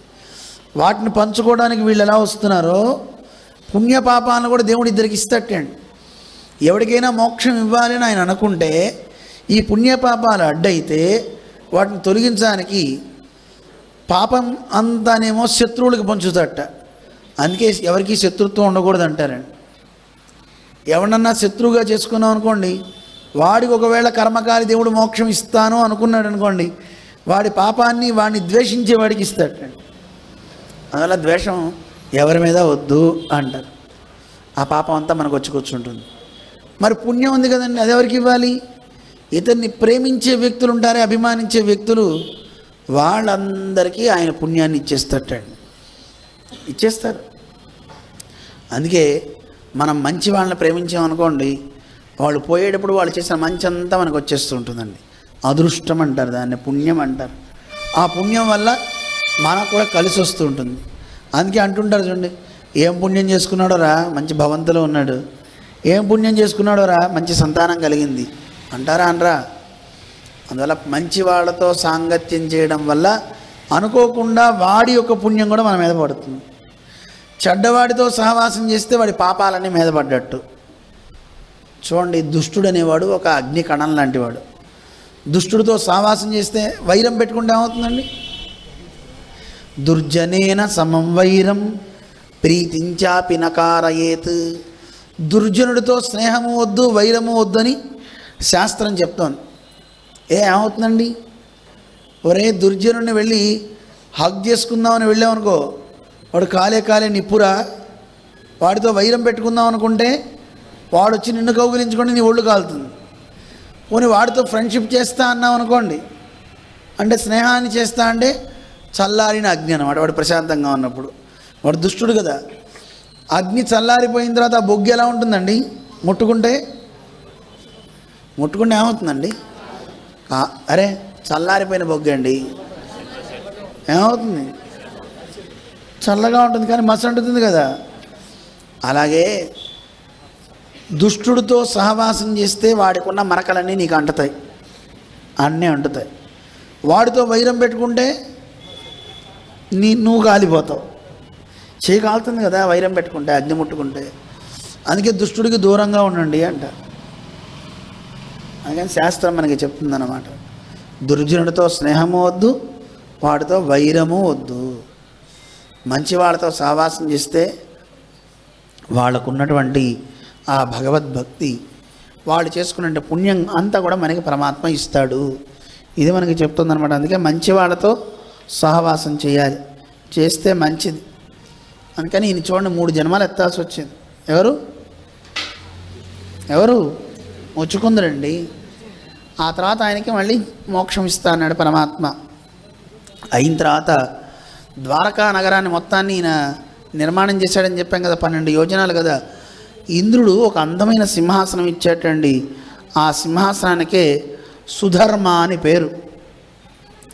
ఆ సుధర్మ అనేటువంటి సింహాసనాన్ని కృష్ణుడు ఉండేంతవరకే అది ఉంటుందండి. కృష్ణుడు వైకుంఠానికి వెళ్ళిపోగానే అది కూడా వెళ్ళిపోతుంది. ఆ సింహాసనాన్ని ఇచ్చాడు. వరుణదేవుడు కృష్ణ పరమాత్మకి చాలా అందమైన గుర్రాలు ఇచ్చాడండి, 4 తెల్ల గుర్రాలు. వరుణదేవుడు అది ఇచ్చిన తర్వాత కుబేరుడు చూసి అష్టనిధులు ఇచ్చాట. అష్టనిధికే దాత అంటారు కదా, మన హనుమంతుడు చెప్తుంటారు. ఆ నిధులన్నీ వచ్చేట కృష్ణ పరమాత్మకి. ఇలా కృష్ణుడు ద్వారకలో నివాసం ఉన్నాడు. మరి కాలయవనుని సంహరించిన తర్వాత మళ్ళీ కృష్ణుడు వచ్చాడు. ఇక్కడ ద్వారక బృందావనం వీళ్ళంతా ఇక్కడ ఉన్నారు కదా, మధుర దగ్గర జరాసంధుడు సైన్యం ఉన్నారు, కాలయవనుడు సైన్యం 3 కోట్ల మంది ఉన్నారు. బలరాముడు, కృష్ణుడు, ఈ సైన్యం యాదవ సైన్యం అంతా విజృంభించి ఒక్కడిని కూడా లేకుండా సంహరించి పారేశారు. ఒక్క జరాసంధుని వదిలేశారు. జరాసంధుని వదిలేసిన తర్వాత కృష్ణుడు పారిపోయాడు. ఆ ఐశ్వర్యాన్నంతా తీసుకున్నారు, పక్క వెళ్ళిపోయారు. కృష్ణుడు పరిగెత్తుంటే జరాసంధుడు అప్పుడు ఆగరా ఆగరా ఆగరా అంటూ వెళ్ళేటాడు. వాడు అప్పుడు అన్నట్టండి, 18 సార్లు నేను దండెత్తే కృష్ణుడిని ఓడించాడు అంటుంటారు. కృష్ణుడేం ఓడిపోలా, కావాలని తన్ని వాడిని తోసి అవతలకి వెళ్ళిపోయారు తప్ప సంహరించాలంటే ఎంతసేపు. ఇలా కృష్ణ పరమాత్మ చేశాడు. ఈ జరాసంధుడు కూడా కృష్ణుడిని బలరాముడిని పట్టుకోవడానికి పరిగెత్తారు. వీళ్ళ సైన్యాన్ని మొత్తాన్ని చంపి పరిగెత్తిన తర్వాత మిగతా సైన్యాన్ని తీసుకుని వెళ్ళాడు. ప్రశ్రవణము అని ఒక పర్వతాన్ని ఎక్కేశాడు కృష్ణుడు బలరాముడు ఇద్దరు. ఆ ప్రశ్రవణం అనే పర్వతం చుట్టూ వీళ్ళంతా చేరిపోయారట. చేరిన తర్వాత కృష్ణుడు దిక్కుండా ఉండడం కోసం అని అగ్ని పెట్టేయండిరా అన్నట్ట. మొత్తం అగ్ని పెట్టేశారు. అది 11 యోజనాల ఎత్తు కలిగిన పర్వతం, చాలా ఎత్తు. అక్కడి నుంచి కృష్ణుడు బలరాముడు ఎగిరి దూకితే ఈ సైన్యం ఎంత మేరుందో అవతలకి దూకేటండి. దూకి చల్లగా ద్వారక వెళ్ళిపోయారు. ఈ పిచ్చోళ్ళకి తెలియక ఆ మంటలన్నీ ఆరేంతవరకు చూసి కృష్ణుడు బలరాముడు ఇక్కడే భస్మం అయిపోయారు. కృష్ణుడిని సంహరించేశా, బలరాముడిని సంహరించేశా అని జరాసంధుడు పిచ్చోడు వెళ్ళిపోయాడు. కృష్ణుడు ద్వారకకి వెళ్ళిపోయాడు. ఆ తర్వాత అన్నగారికి వివాహం చేశాడు. రైవతుడు అనే ఆయన, మీకు మొదట్లో చెప్పుకున్నాం, ఆయన బ్రహ్మగారి దగ్గరికి వాళ్ళ అమ్మాయిని తీసుకువెళ్ళాడు. ఎవరైనా సంబంధాలు చూడాలంటే ఊళ్ళో ఎవరైనా అడగచ్చు కదా. ఆయన బ్రహ్మలోకం వెళ్ళి మా అమ్మాయికి సంబంధం చెప్పండి, ఎవరినిచ్చి చేయాలి అన్నట్టు. ఒక నిమిష కాలం కొంత బ్రహ్మగారు అక్కడ ఏదో సదస్సో నాట్యమో జరుగుతుంటే ఆ బ్రహ్మగారు అది చూసేట. చూసేసరికి యుగాలు బోల్డ్ అయిపోయినట్టు. అడిగేట ఈయన, ఏమంటే మా అమ్మాయికి తగిన వరుడు ఎవరున్నారు ఈ భూమి మీద చెప్పండి అంటే, మీ రాజవంశాలన్నీ పోయినాయ్యా, ఇప్పుడు ఎన్నో యుగాలు మారిపోయినాయి, ఇప్పుడెక్కడ ఎవరున్నారయ్యా, ఎవరు లేరు, మరి ఎలా మా అమ్మాయి రేవతిని ఎవరికి ఇవ్వాలి. చూసేట బ్రహ్మదేవుడు, నువ్వు వెళ్ళేసరికి ఒక ఆయన ఉంటాడయ్యా, సాక్షాత్తు అనంతుడు ఆదిశేషుడు ఈ భూమి మీద బలరాముడుగా పుడుతున్నాడు, ఆయనకిచ్చి వివాహం చేయి అన్నారు. అలా వచ్చి ఆయనకిచ్చి వివాహాన్ని చేశారు. వివాహం చేసిన తర్వాత మరి కృష్ణ పరమాత్మకి వివాహం జరగాలి. కృష్ణ పరమాత్మ వివాహం చాలా అందంగా జరిగిందండి. విదర్భ రాజ పుత్రిక, విదర్భ దేశాన్ని పరిపాలించే మహానుభావుడు భీష్మకుడు అని ఒక ఆయన ఉన్నారు, చాలా గొప్ప మహానుభావుడు. ఆయనకి 5 పిల్లలు ఉన్నారండి, సంతానం. ఒక ఆడపిల్ల కూడా ఉంది. ఆ 5 అందరూ హిరణ్య అనే పేరుతోనే ఉంటారండి, బంగారం పేరుతోనే ఉంటారు. రుక్మ రుక్మ రుక్మ అని. రుక్మం అంటే బంగారం అని అర్థం. వాళ్ళందరి పేర్లు ఎలా ఉన్నాయి అంటే, ఒక్కొక్కడు రుక్మి అనే ఆయన, రుక్మధరుడు, రుక్మ బాహువు, రుక్మ కేశుడు, రుక్మ మాలి, 5. రుక్మ అంటే ఒకడు బంగారం అని పేరు. మనం పెట్టుకుంటాం కదా అప్పుడప్పుడు, అయ్యి బంగారం అంటాం కదా, అలా ఒకడికి పేరు బంగారం అనే పేరు. ఒకడికి రుక్మ బాహువు అంటే వాడి చేతులు బంగారం, అందువల్ల వాడికి.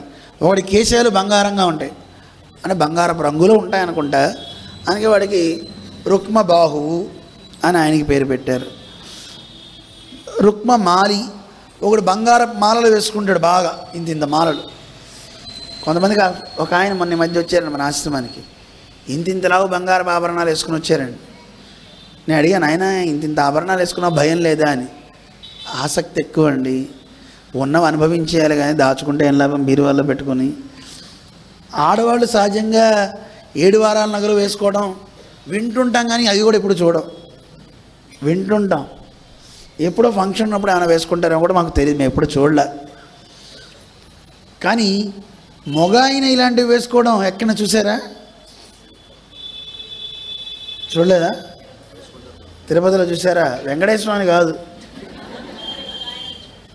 అక్కడికి వచ్చాడు ఒక ఆయన, రైట్. మొన్న హైదరాబాద్ వచ్చారు, ఆయన మెళ్ళో ఆభరణాలు వేసుకున్నాడు. ఇంకో ఆయన ఉన్నాడు, మెళ్ళో ఆభరణాలతో పాటు ఇక్కడి నుంచి గోరు దాకా ఒక కవచం, ఇక్కడి నుంచి కవచం, ఇక్కడి నుంచి 10 వేళ్ళకి 10. ఆయన మమ్మల్ని తీసుకెళ్ళడానికి వచ్చాడు వాళ్ళ గుడికి. తీసుకెళ్ళడానికి వచ్చినప్పుడు నేను అంత పెద్ద పరిశీలించలే. ఆయన వెనక్కి కూర్చున్నాడు, మేము ముందు కూర్చున్నా. ఆయన మాట్లాడుతున్నప్పుడు స్వామివారు ఇదేనండి అదండి అంటుంటే ఇలా కను చూస్తాం కదా, ఏంటో మెరుస్తున్నట్టు కనబడుతుంది. నేను అన్నా ఏంటో అని వైపు అంతా చమత్కారంగా మెరుస్తున్నాయి ఏమిటన్నా. నవ్వాడు. నవ్వుతున్నాడు. తర్వాత ఎందుకు మళ్ళీ ఒకసారి వెనక్కి తిరిగి చూస్తే వేళ్ళగన్నీ బంగారాలే. నాయన నీతో వస్తే నాకు డేంజరు, నేను వేరే కారు ఎక్కుతా అన్న. అదేంటండి అన్నాడు. ఇది నిజం బంగారమా లేదా డూప్లికేటా ముందు చెప్పన్న. నిజం బంగారమే అన్నాడు. అయితే నేను వేరే కారు ఎక్కుతా. ఎందుకండి అంటే ఎవడన్నా ఇంత పెద్ద బంగారం వేసుకుంటాడా? చిన్న ఆభరణం కోసమే, తాళిబొట్ల కోసమే ఎవడో ఒకడు దొంగలు వచ్చి చైన్ స్కాచింగ్ చేసేవాళ్ళు ఉన్నారే. ఇలాంటప్పుడు నువ్వు ఇంత లావు వేసుకుని వస్తే తిరిగితే కష్టం కదంటే, అందుకే 2 వెనకాతలు ఉన్నారండి తుపాకులు పెట్టుకున్నాక అన్నాడు. వామ్మో. నేను అన్నా దేవుడు నీకు 5,000 పెట్టాడు, కానీ ఇంకో 5 పెట్టుంటే వాటికి కూడా పెడతానండి అన్నాడు. మహానుభావ, నీ ధైర్యానికి మెచ్చుకోవచ్చు. పైగా గోల్డ్ కూడా ఇంత పెంచాయండి. ఎందుకే అంత గోల్డ్ పెంచావు? పెంచకూడదు కదా అంటే, మరీ సైజు చిన్నగా అయిపోతుందండి, అందుకే నేను పెట్టే కవచం అంత దూరం ఉంటే బాగుంటుంది అని బంగారపు కవచం, దానికి యువతల పక్క పిన్ను, ఇక్కడ పిన్ను. మరి చెయ్యి మడవాలంటే రాదు కదా అన్న. పోతే పోయిందండి, ఏం కాదు. భోజనం స్పూను లేదా వాళ్ళు ఆవిడ తినిపిస్తుందో తెలియదు. ఇలా ఉంటారండి. ఉంది అనుభవించాలి, లేనప్పుడు లేనట్టు ఉండాలి. అది ఆయన వైరాగ్యం. అలా మెరుస్తున్నాయండి. మరి సామాన్యులైన వీళ్ళే ఇలా ఉంటే మరి రుక్మ మారి ఆయన కూడా బంగారం వేసుకొని ఉంటాడు బహుశా. వీళ్ళకి ఇంకో సోదరు ఉంది, ఈ భీష్మకుడు అనే ఆయనకి. ఆవిడకి పేరే రుక్మిణి అనే పేరు. వీళ్ళందరివి కేశాలు బంగారం, బాహువులు బంగారం, ఈవిడే బంగారం. ఎవరా రుక్మిణి అంటే సాక్షాత్తు లక్ష్మీదేవే. అందుకే లక్ష్మీదేవిని బంగారం అంటారా అనరా? హిరణ్యవర్ణాం హరిణీం సువర్ణరజతస్రజాం చంద్రాం హిరణ్మయీం లక్ష్మీం జాతవేదో మమావహ అని వేదం చెప్తుంది కదా. ఆవిడ సాక్షాత్తు హిరణ్యమే. ఈవిడే హిరణ్యం ఏంటంటే వాళ్ళ ఆయన కూడా హిరణ్యమే. పరమాత్మ కూడా బంగారమా కాదని చెప్పండి. దేవుడు నలుపా ఎరుపా తెలుపా? ఏ రంగో తెలియదు, కానీ వేదం ఏం చెప్పిందంటే ఆప్రణకాత్ సర్వయేవ సువర్ణ. గోల్డ్ కూడా హిరణ్య శ్మశ్రు హిరణ్యనఖ, ఆయన మీసాలు బంగారం, గోల్డ్ బంగారం అని. గోల్డ్ అంటే ఆ గోల్డ్ కాదు, గోల్డ్ అంటున్నా, అది బంగారం. ఆప్రణకాత్ సర్వయేవ, సర్వము ఆయన బంగారమేనండి అన్నారు. సువర్ణం అంటే మనం చూసే బంగారం అని కాదండి అర్థం. ఆ బంగారం వేరు, బంగారపు ఛాయ పరమాత్మది. ఆ వర్ణం చాలా అందంటండి. అలాంటి వర్ణం కలిగినటువంటి స్వామి ఈయన. అలాంటి వర్ణం కలిగింది అమ్మ. అటువంటి ఈవిడ పెద్దల ద్వారా విందట కృష్ణ పరమాత్మ గురించి, ఈయన చాలా గొప్ప సౌందర్యవంతుడు, ఈయన చాలా గొప్పవాడు అని. విన్న తర్వాత మరి ఆయన్ని వివాహం చేసుకోవాలి కదా. కానీ ఈమెన యొక్క సోదరుడు ఒకడు ఉన్నాడు, రుక్మి. వాడికి కృష్ణుడు అంటే అస్సలు ఇష్టం లేదు. ఎందుకంటే వాడికి ఫ్రెండ్ జరాసంధుడు. జరాసంధుడు చెప్పేట 17 సార్లు ఓడిపోయాడు రా, 18 సార్లు ఓడిపోయాడు కృష్ణుడు, పారిపోయాడు అనగానే అలాంటి పిరికి పందా. మరి మా చెల్లాయికి ఏమో కృష్ణుడు అంటే బాగా ఇష్టం, నూరిపోసారు అందరూ. కృష్ణుడిని ఇవ్వకు, శిశుపాలుడు ఉన్నాడు, కృష్ణుడిని తిడుతూనే ఉంటాడు, వాడికి ఇచ్చి చెయ్యి అన్నట్ట. తండ్రికి కూడా పాపం ఇష్టం లేదు, తండ్రికి కూడా కృష్ణుడికి ఇచ్చి చేయాలనే. ఈ అమ్మాయి యొక్క సౌందర్యం అవి చూసిన తర్వాత ఇలాంటి ఆవిడ కృష్ణునికే తగున అందరూ అనుకున్నారు. కానీ ఏం చేద్దాం, ముహూర్తం పెట్టేశారు, అందరూ వచ్చేసారు, పెళ్ళి ఇంకా 3 రోజుల్లో ఉంది, వివాహం చేసుకోవాలి. ఈ లోపల ఒక అద్భుతం జరిగిందండి. ఈవిడ రుక్మిణీదేవి వాళ్ళ గురువుగారు ఒక ఆయన ఉన్నాడు, ఆయన పేరు అగ్నిద్యోతనుడు అంటారు. ఏం పేరు? అగ్నిద్యోతనుడు ఆయనకి చెప్పిందట, స్వామి మీరే నన్ను రక్షించాలి, నన్ను ఆ చేదిరాజుకి ఇచ్చి వివాహం చేస్తా అంటున్నారు, నేను ఒక లెటర్ రాసిస్తాను, ఈ లెటర్ని కృష్ణుడికి అందించరా అని రాయిబారం పంపింది. ప్రేమ లేఖ రాసి పంపించిందనమాట. ఎవరు? రుక్మిణీదేవి. వివాహానికి నాకు జరుగుతుంది, నువ్వు వచ్చి నన్ను తీసుకెళ్ళిపో, నేను రావడానికి సిద్ధం అని ఒక లెటర్ రాసి ఇచ్చిందని. ఈ అగ్నిద్యోతనుడు బయలుదేరాడు ద్వారక్కి. బయలుదేరి కృష్ణుడి దగ్గరికి వెళ్ళాడు. వెళ్ళి ఆయన కృష్ణుడికి చెప్తున్నాడు. అక్కడికి చేరగానే కృష్ణ పరమాత్మ చూశాడు, పాద ప్రక్షాళన చేశాడు. కృష్ణుడికి విప్రులు అంటే ఎంత ఇష్టమోనండి. అలాంటి వారి పాదాలు కడిగి శిరస్సును ధరించి ఆయన సింహాసనం మీద కూర్చోబెట్టాడు.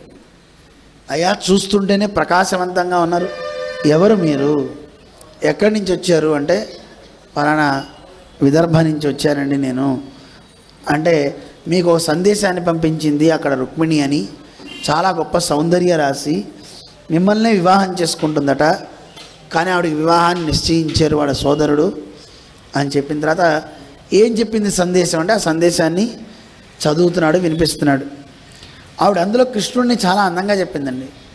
శ్రీయుతమూర్తి ఓ పురుషసింహమా, ఓ పురుషసింహమా అంటే పురుషుల్లో శ్రేష్ఠుడా, సింహము పాలి సొమ్ము గోమాయువు కోరు చందమున, మత్తుడు చైత్యుడు నీ పదాంబుజ ధ్యాయిని అయిన నన్ను వడిదా కొనిపోయేదనంచునున్నవాడు.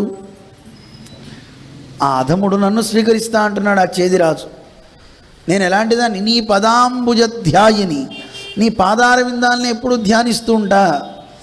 ఓ భువనమోహన అందండి ఆవిడ.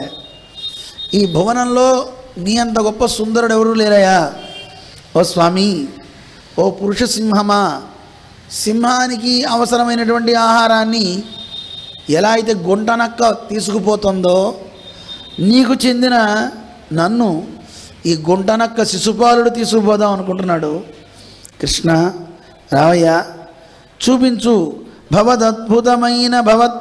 అద్భుతమైన భవత్ ప్రతాపముల్, నీ యొక్క ప్రతాపాన్ని చూపించి నన్ను తీసుకువెళ్ళిపో అని ఆవిడ చెప్తోంది. చెప్పేటప్పుడు అందంగా చెప్తారు పోతనామాచులు వారు. ఇందులో వ్యాసుడు చెప్పినవే, కానీ చాలా అందంగా పద్యాల్లో ఒక సౌందర్యం ఉంటుందండి.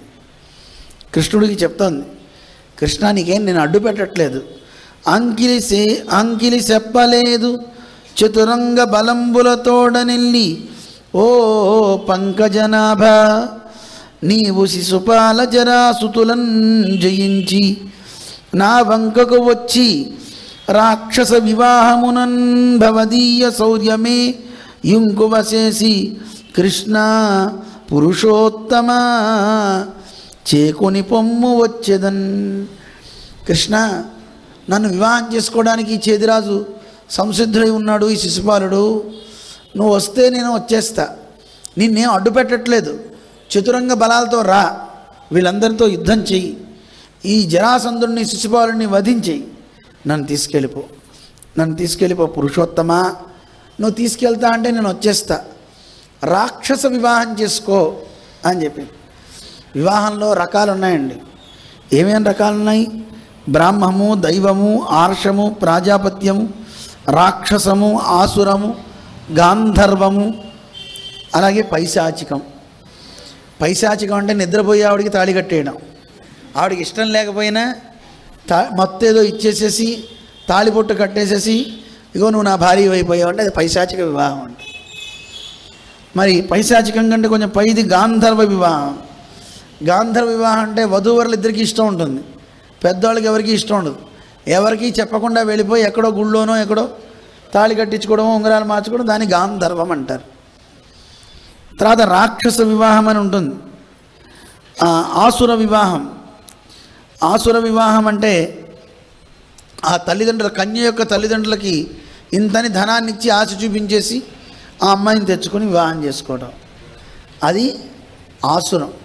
అంటే ఆడపిల్లకి డబ్బులు ఇచ్చి తెచ్చుకోవటం, కన్యాశులకం. అయితే ఆడవాళ్ళు ఇవ్వాలండి, ఆడవాళ్ళు అసలు ఇవ్వకూడదు. అది ఇంకా దానికి పేరేం పెట్టలేదండి.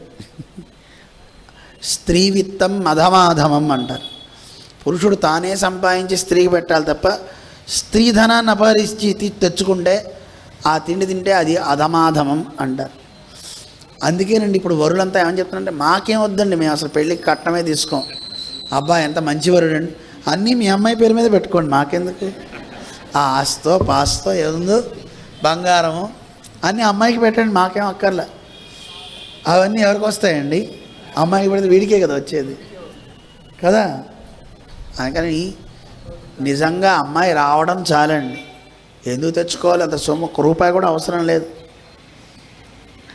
ఆ తర్వాత రాక్షస వివాహం అయిపోయింది. రాక్షస వివాహం చెప్తున్నారు.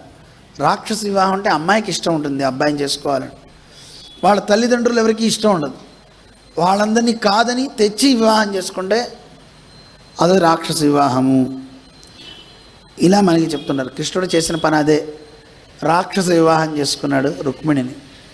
ఎందుకంటే పరీక్ష నరేంద్రుడు అడుగుతాడు, మా కృష్ణ పరమాత్మ ఇలా రాక్షస వివాహం గాంధర్వం చేసుకున్నారు అంటున్నారు కదా, ఏమిటి అసలు చెప్పండి. 2 రకాల వివాహాలైనాయండి.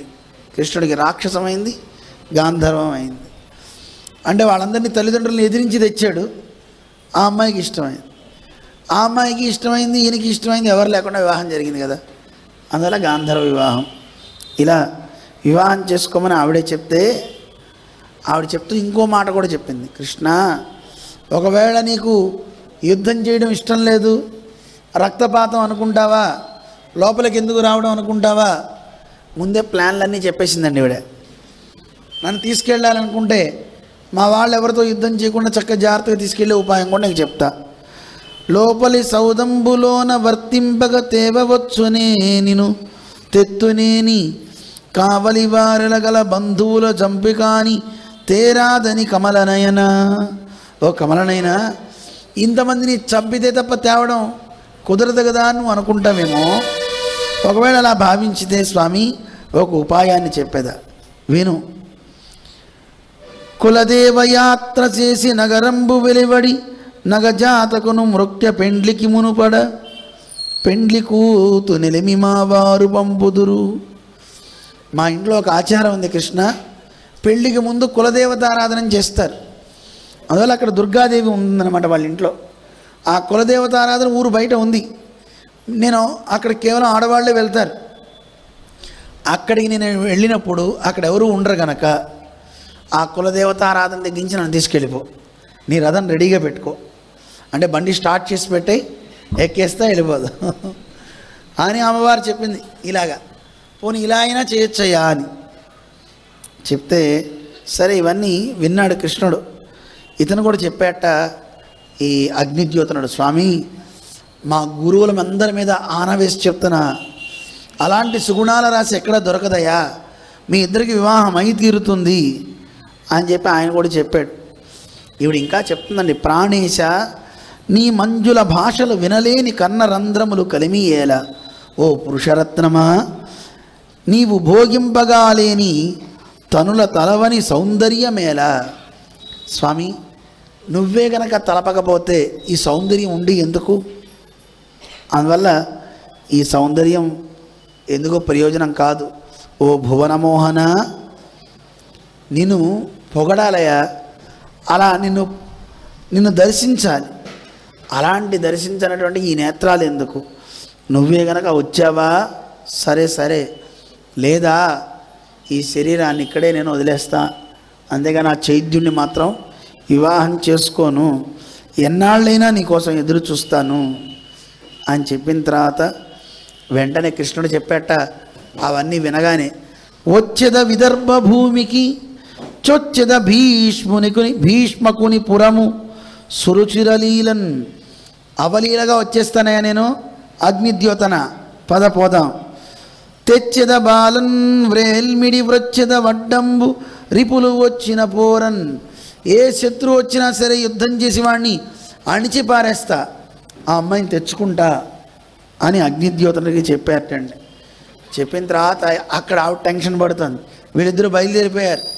కృష్ణుడు ఎవరికీ చెప్పలా, ఏ బలాలు తీసుకోలా.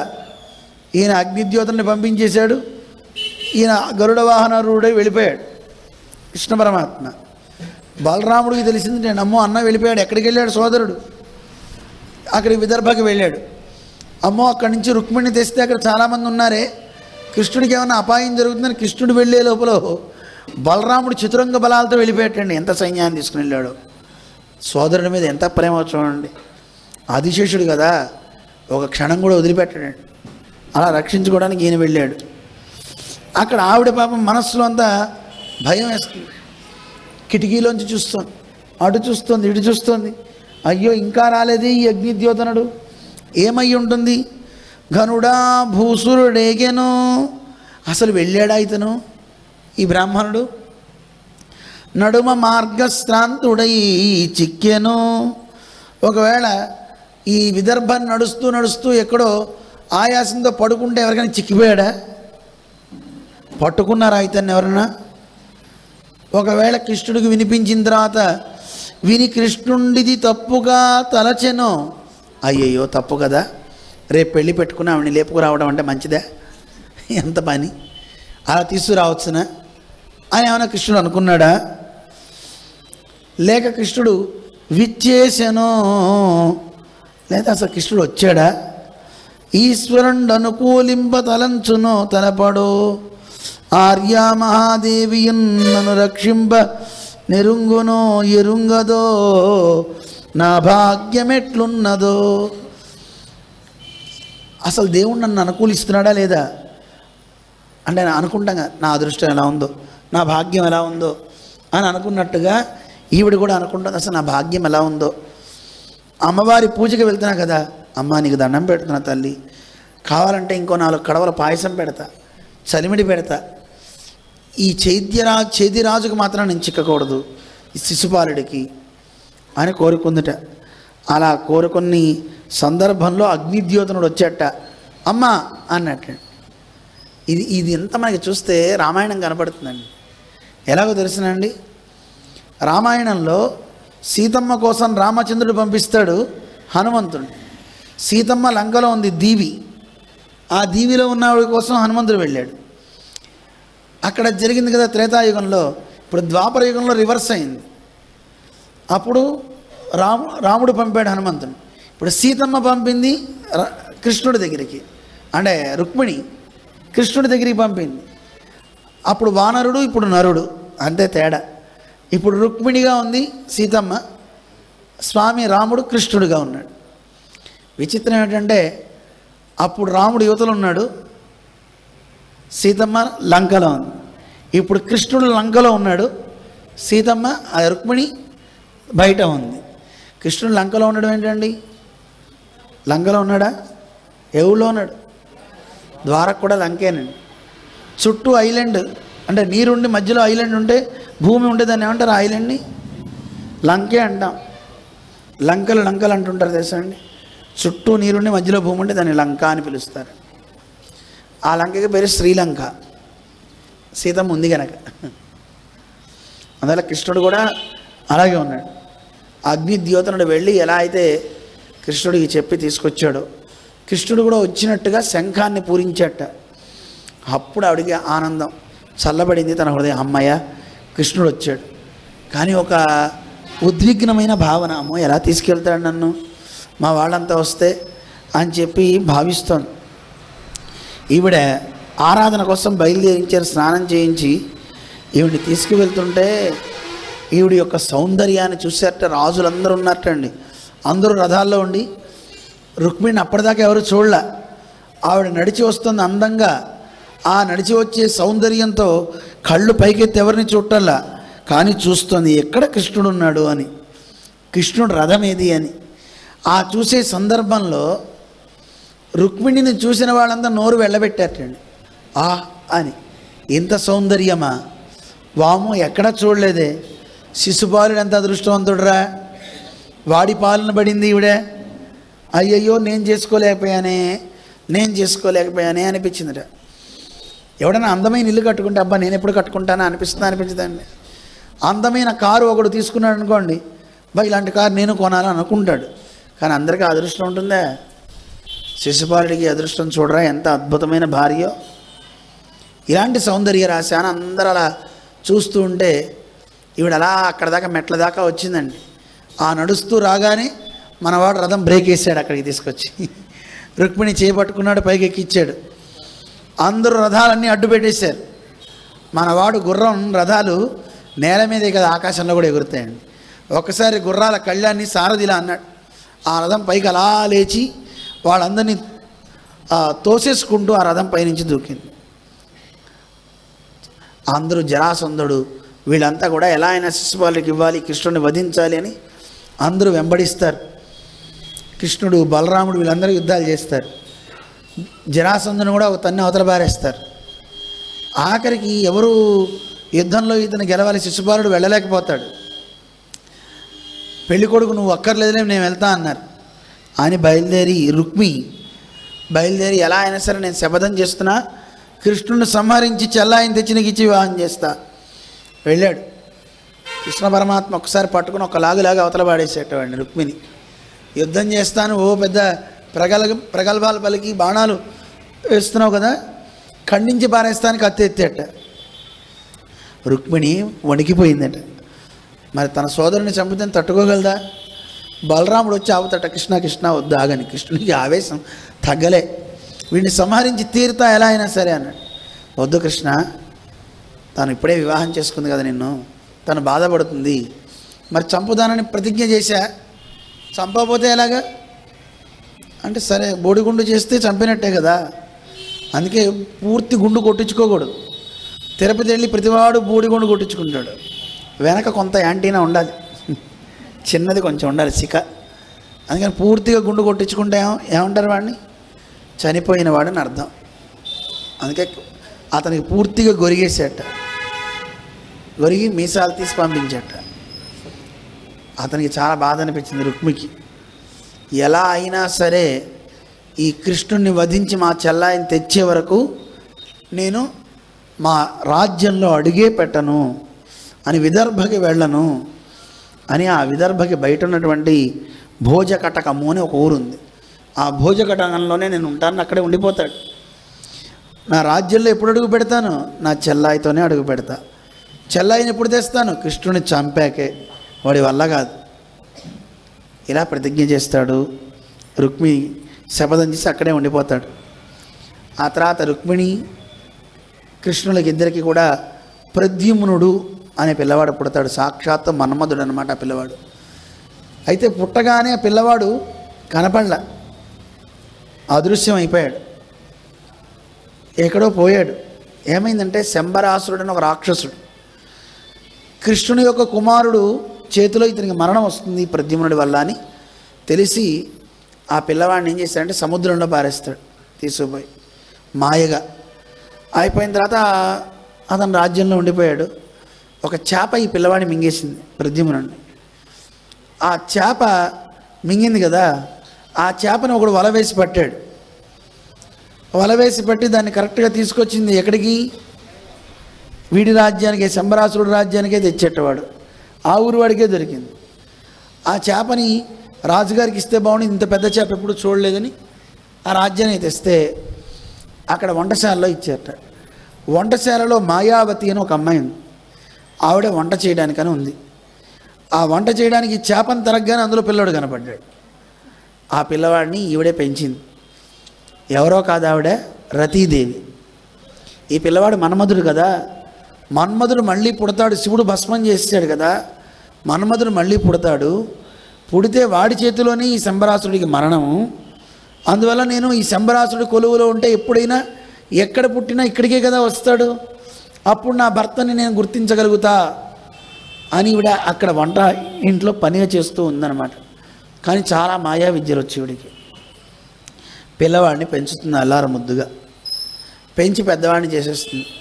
పెద్దవాడు అయిన తర్వాత ఈవిడ అతని విషయంలో ప్రేమను చూపుతూ ఆయన్ని కౌగిలించుకుంటూ అనునయిస్తుంది. ప్రద్యుమ్నుడు అంటాడు, ఎవరు నువ్వు నన్ను పెంచావు, నాకు తల్లివి, తల్లి ఇలాంటి కార్యాలు చేయొచ్చా, తప్పు కదా, నన్ను ఆలింగనం చేసుకోకు అంటాడు. నీ మొహన్, నేను నీ తల్లిని కాదరా, నీ భార్యని రా అందట. నా భార్య? మరి చిన్నప్పటి నుంచి నువ్వు నన్ను పెంచావు కదా, నీకు పూర్వజన్మ స్మృతి లేదు, నువ్వు మన్మధుడివి, భస్మం అయిపోయావు శివుడి చేతిలో, మళ్ళీ నువ్వు పుడతావని, పుట్టాక వస్తే ఈ శంబరాసుని సంహరిస్తావని ఉందయా వృత్తాంతం. అందుకని నీకోసం ఇక్కడే ఉన్నా అని ఆ పూర్వజన్మ స్మృతి కలిగిస్తుంది. అప్పుడు ఇతనికి ఆవిడ మీద ప్రేమ కలుగుతుంది. సరే బాగానే ఉంది. ఇప్పుడు నేను వీడిని వధించాలంటే నాకు విద్య రాదు కదా, ఎలా వధించను వీడిని? వాడికి ఆ మాయా విద్యలు బోర్డు ఉండొచ్చు అని అవన్నీ నేను నేర్పుతాను నీకు అని ఆ మాయా విద్యను మొత్తం మామూలు యుద్ధం చేయగలుగుతాడు, మాయా యుద్ధం రాదు. ఆ మాయా యుద్ధాన్ని నేర్పుతుంది ఈవిడ. అప్పుడు శంబరాసుడితో యుద్ధం చేస్తాడు, శంబరాసుడిని వధిస్తాడు. వధించిన తర్వాత ఇద్దరు వివాహం చేసుకుంటారు. ఈవిడిని ప్రద్యుమ్నుడు వివాహం చేసుకొని వెంటనే ఆకాశంలో ఎగిరి ద్వారకలో ల్యాండ్ అయ్యాట. ఆ సభలో అక్కడ ఉన్నటువంటి రాజాస్థానాల మెట్ల దగ్గర అక్కడ చాలామంది భార్యలంతా ఉన్నారు కదా, వాళ్ళంతా సిగ్గుపడిపోతున్నారు ఒక్కొక్కళ్ళు. ఎందుకని? కృష్ణుడే వచ్చాడని. నిజానికి కృష్ణుడు కాదు, రుక్మిణి వస్తుంది అక్కడికి. మిగతా వాళ్ళంతా కృష్ణుడు ఎవరినో వివాహం చేసుకొచ్చాడని అనుకుంటున్నారు. కానీ వచ్చింది ఎవరు? ప్రద్యుమ్నుడు, తన కుమారుడు. రుక్మిణి గమనిస్తుందని కృష్ణుడు కాదు ఇతనని అంటుంది. ఎవరినైనా నువ్వు? అచ్చు మా కృష్ణుడు పోలికలే ఉన్నాయి నీకు, మా వారి పోలికలు. నిజంగా మా అబ్బాయి కనుక బతుకుంటే ఈ పాటికి నీ అంత అయ్యుండేవాడయా అని. కృష్ణుడు కూడా చూస్తాడు, కృష్ణుడికి అన్నీ తెలుసు, కానీ అడ్డు పెట్టాడు. కృష్ణుడు అన్నీ గమనించినట్టుగా ఉంటాడు. నారాయణ నారాయణ అంటూ వచ్చాడు నారదుడు. ఎవరనుకున్నావమ్మా ఇతను? మీ అబ్బాయి ప్రద్యుమ్నుడు. ఆ రోజు సముద్రంలో శంబరాసుడు పారేసిన వృత్తాంతం దిగించి అన్నీ చెప్తాడు. అసలు ఆవిడికి ఎంత ఆనందమో రుక్మిణికి. గట్టిగా ఆలింగనం చేసేసుకుంటుంది ఆ రుక్మిణి పిల్లవాడిని. ఈ రుక్మిణీదేవికి ఆనందం కలిగించాలని, ఫోన్లో ఇంతకాలం అయిపోయింది పిల్లలంతా పుట్టారు కదా అని తన సోదరుడికి ఇప్పుడు బుద్ధి వస్తుంది. రుక్మికి వాడికి బుద్ధి వచ్చి వాడేం చేస్తాడు? తన కుమార్తెనిచ్చి వివాహం చేస్తాడు ప్రద్యుమ్నుడికి. అంటే స్వయంవరాన్ని ప్రకటిస్తాడు. మా అమ్మాయికి స్వయంవరాన్ని ప్రకటిస్తున్నాము అని. ఆ ప్రకటించినప్పుడు అందరూ చాలామంది వివాహం చేసుకోవడానికి వస్తారు. అలా వచ్చినప్పుడు ప్రద్యుమ్నుడు వెళ్ళి ఆ అమ్మాయిని వివాహం చేసుకుంటాడనమాట. వివాహం చేసుకొని ఆవిడని తీసుకొని వచ్చేస్తాడు. అతను కూడా రుక్మికి ఇష్టం లేకుండానే తెచ్చేస్తాడు. సరే అయిందేదో అయింది. ఈ ప్రద్యుమ్నుడికి పుట్టేటువంటి పిల్లవాడే అనిరుద్ధుడు అంటారు. ఆ అనిరుద్ధుడిని రుక్మి తన కుమార్తె యొక్క కుమార్తెనిచ్చి వివాహం చేస్తాడు. అలా వివాహం చేసి సంబంధం ఏర్పాటు చేసుకుని ఇక్కడ చిత్రం జరుగుతుందంట, ఒక విచిత్రం. పెళ్ళికి అందరూ వెళ్ళారు అనిరుద్ధుడితో వివాహం చేయించడానికి. వెళ్ళినప్పుడు ఆ వివాహంలో కళింగరాజు కూడా వచ్చాడు. కళింగరాజు ఇతనికి చాలా ఫ్రెండ్ అన్నమాట రుక్మికి. ఆయన చెప్తాడు, ఒక పని చేద్దాం, పెళ్ళి జరుగుతుంది కదా, బలరాముడికి జూదం అంటే చాలా ఇష్టం, ఆ జూదంలో ఆయన ఓడిస్తే బాగుంటుంది, చూడాలని ఉంది అన్నట్ట. ఇతనికి కూడా అక్షవిద్య వచ్చు. ఆ అక్షవిద్య అంటే పాచికలు ఆడడం. ఆ పాచికలు ఆడడానికి వచ్చారట, బలరాముడిని పిలిచారు. పాచిక అనగానే వెళ్ళిపోతాడు వెంటనే ఆయన బలరాముడు. ఆడారటండి. ఆ ఆడినప్పుడు ఆ పాచికలు ఆడినప్పుడు ఈయనే గెలుస్తున్నాడు. ఎవరు? రుక్మి గెలుస్తుంటే ఆశ్చర్యం కలుగుతుంది. ఇదేమిటి ఇతను ఎలా గెలుస్తున్నాడా అని మళ్ళీ వేసి మళ్ళీ ఓడిపోయాట. ఈసారి కొన్ని వరహాలు 1,00,000 వరహాలు పెట్టేట, బంగారు వరహాలు బలరాముడు పెట్టాడినప్పుడు 1,00,000 వరహాలు బలరాముడు గెలిచాడు.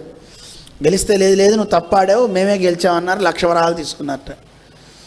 బలరాముడు కోపం వచ్చింది, కానీ ఆగాడు. 1,00,000 వరహాలు బంగారపు వరహాలు ఇస్తున్నా అన్నట్ట. ఆడారటండి.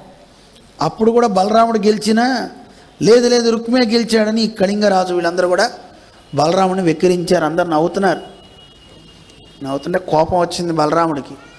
ఆకాశవాణి చెప్పిందట, లేదు మీరు మోసం చేస్తున్నారు, బలరాముడు సత్యంగా ఆడుతున్నాడు అనగానే అప్పుడు బలరాముడికి ఇంకా ఆగలే కోపం. వెంటనే ఈ రుక్మి కూడా నానా మాటలు మాట్లాడితే ఆ కిందున్న ఈ ఆడేటువంటి ప్లేట్ ఉంటుంది కదా, ఆ ప్లేట్తో గట్టెక్కి కొడితే ఒకసారి చచ్చూరుకున్నాడు వాడు. పెళ్ళిలో చూడండి ఏం జరిగింది. ఓ పక్క శుభమాని పెళ్లి జరుగుతుండే బలరాముడు గట్టిగా వేసి రుక్మిణీదేవి సోదరుని చంపేశాడు. ఆ తర్వాత కళింగరాజు పారిపోతుండే వాడిని పిలిచి గట్టిగా వేసి కొడితే వాడి ముక్కు చెవులు పళ్ళు అవతల పడ్డాయి. వాడిని సంహరించాడు. సంహరించి అలా నిలబడ్డట. రుక్మిణీదేవి వచ్చింది, అయ్యో సోదరా అని ఏడుస్తుంది. ఏం మాట్లాడాలి? ఆయన అలా బలరాముడు తలదించుకున్నాడు, అలా అటు ఇటు చూస్తున్నాడు. రుక్మిణి కృష్ణుడు వంక చూసిందట, కృష్ణుడు చేతులు కట్టుకున్నట్ట. కృష్ణుడంతా మాయావి మాటకారి ఎవరు ఉండరండి. ఒకవేళ కనుక అన్న ఇదేంటన్నా ఇలా చేసేవని అంటే అన్నగారికి కోపం వస్తుంది, అనకపోతే రుక్మిణికి బాధ.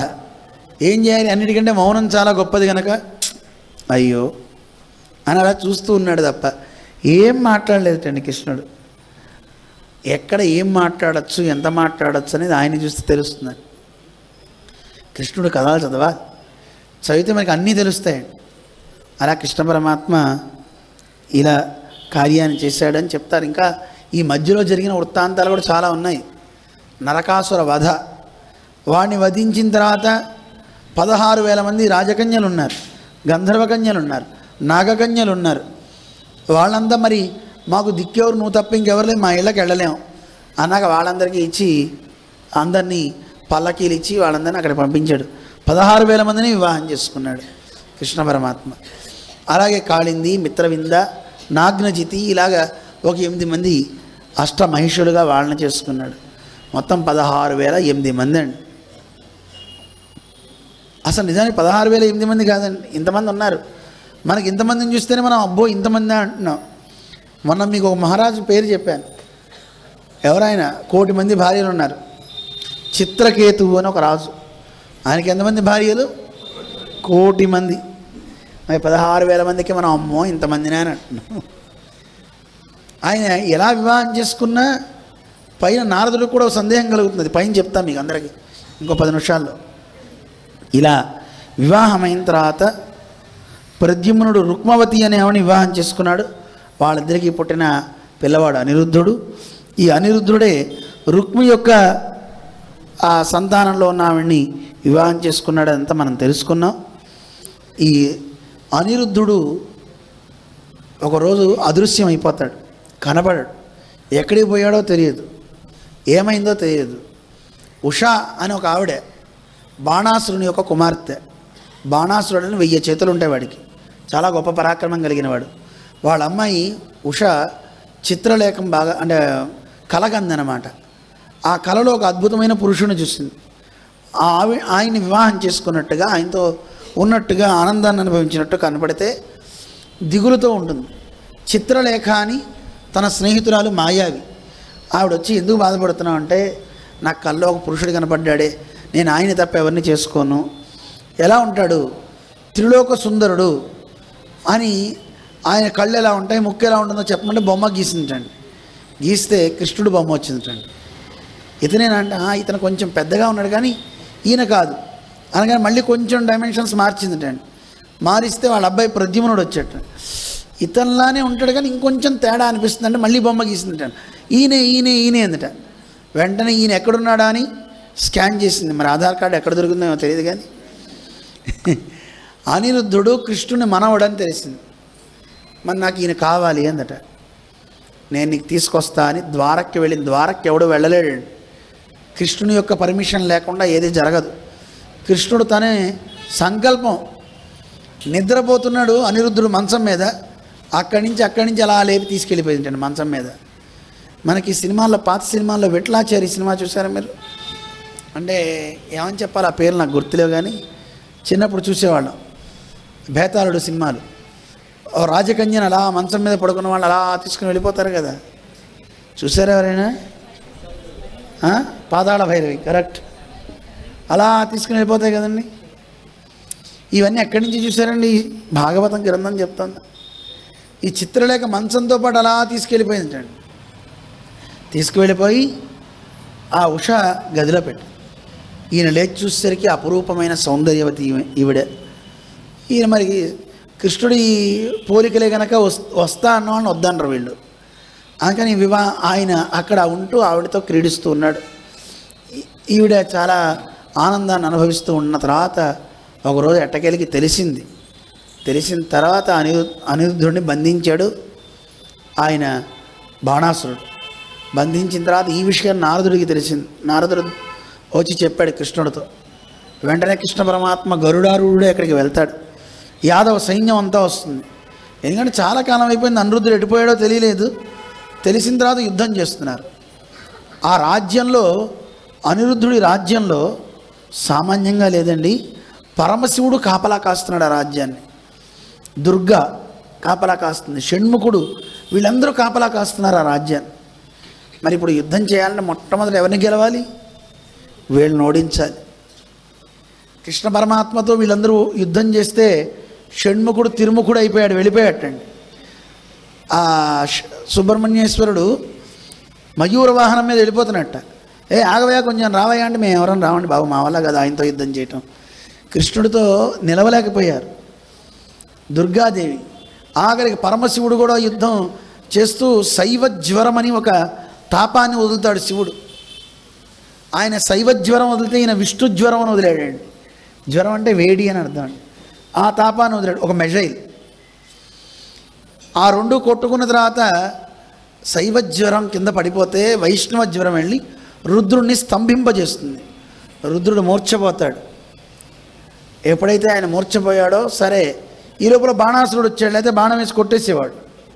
బాణాసురుడితో యుద్ధం చేస్తూ తన చక్రాయుధాన్ని ప్రయోగించి ఆయురం తోళం పొజుకురుది పాయ, మన పెరియాళ్ళ వారు చెప్పారు కదా, 1000 చేతులు తెగి పడిపోయేలాగా చక్రం తెంచుకుంటూ వెళ్ళిపోతుంది. మనం కూరలు తరుగుతాం చూసారా, క్యారెట్ తరుగుతారు కదా, అలా తరిగేస్తుంది, ముక్కలు ముక్కలు చేసేస్తుంది చేతుల్ని.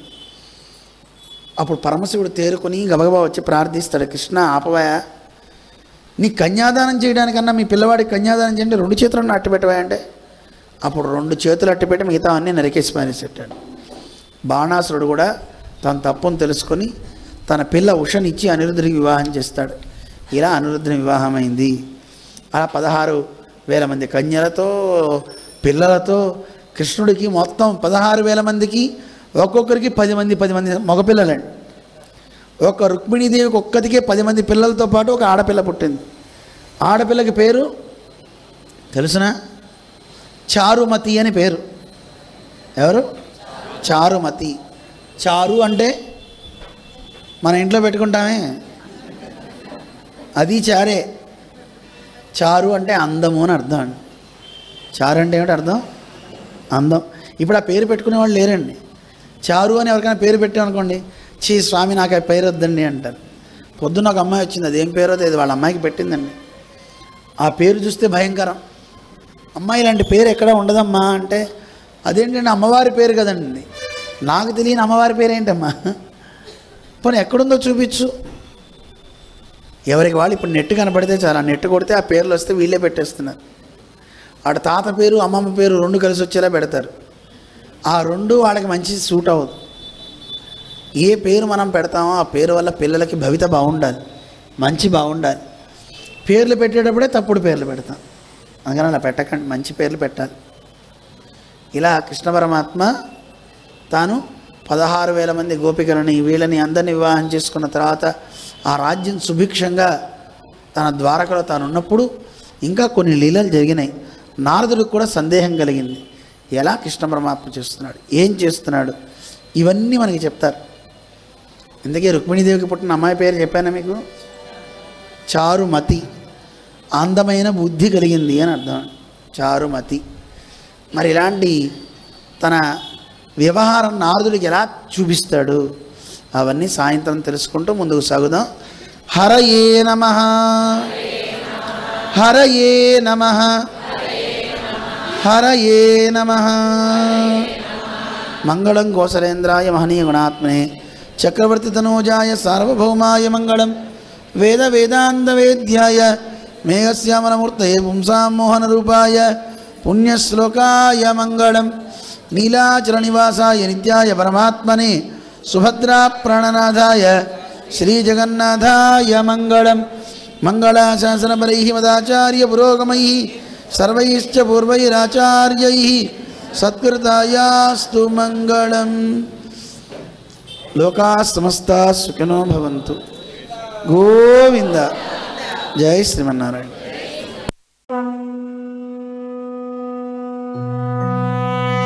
భాగవతం శ్రీ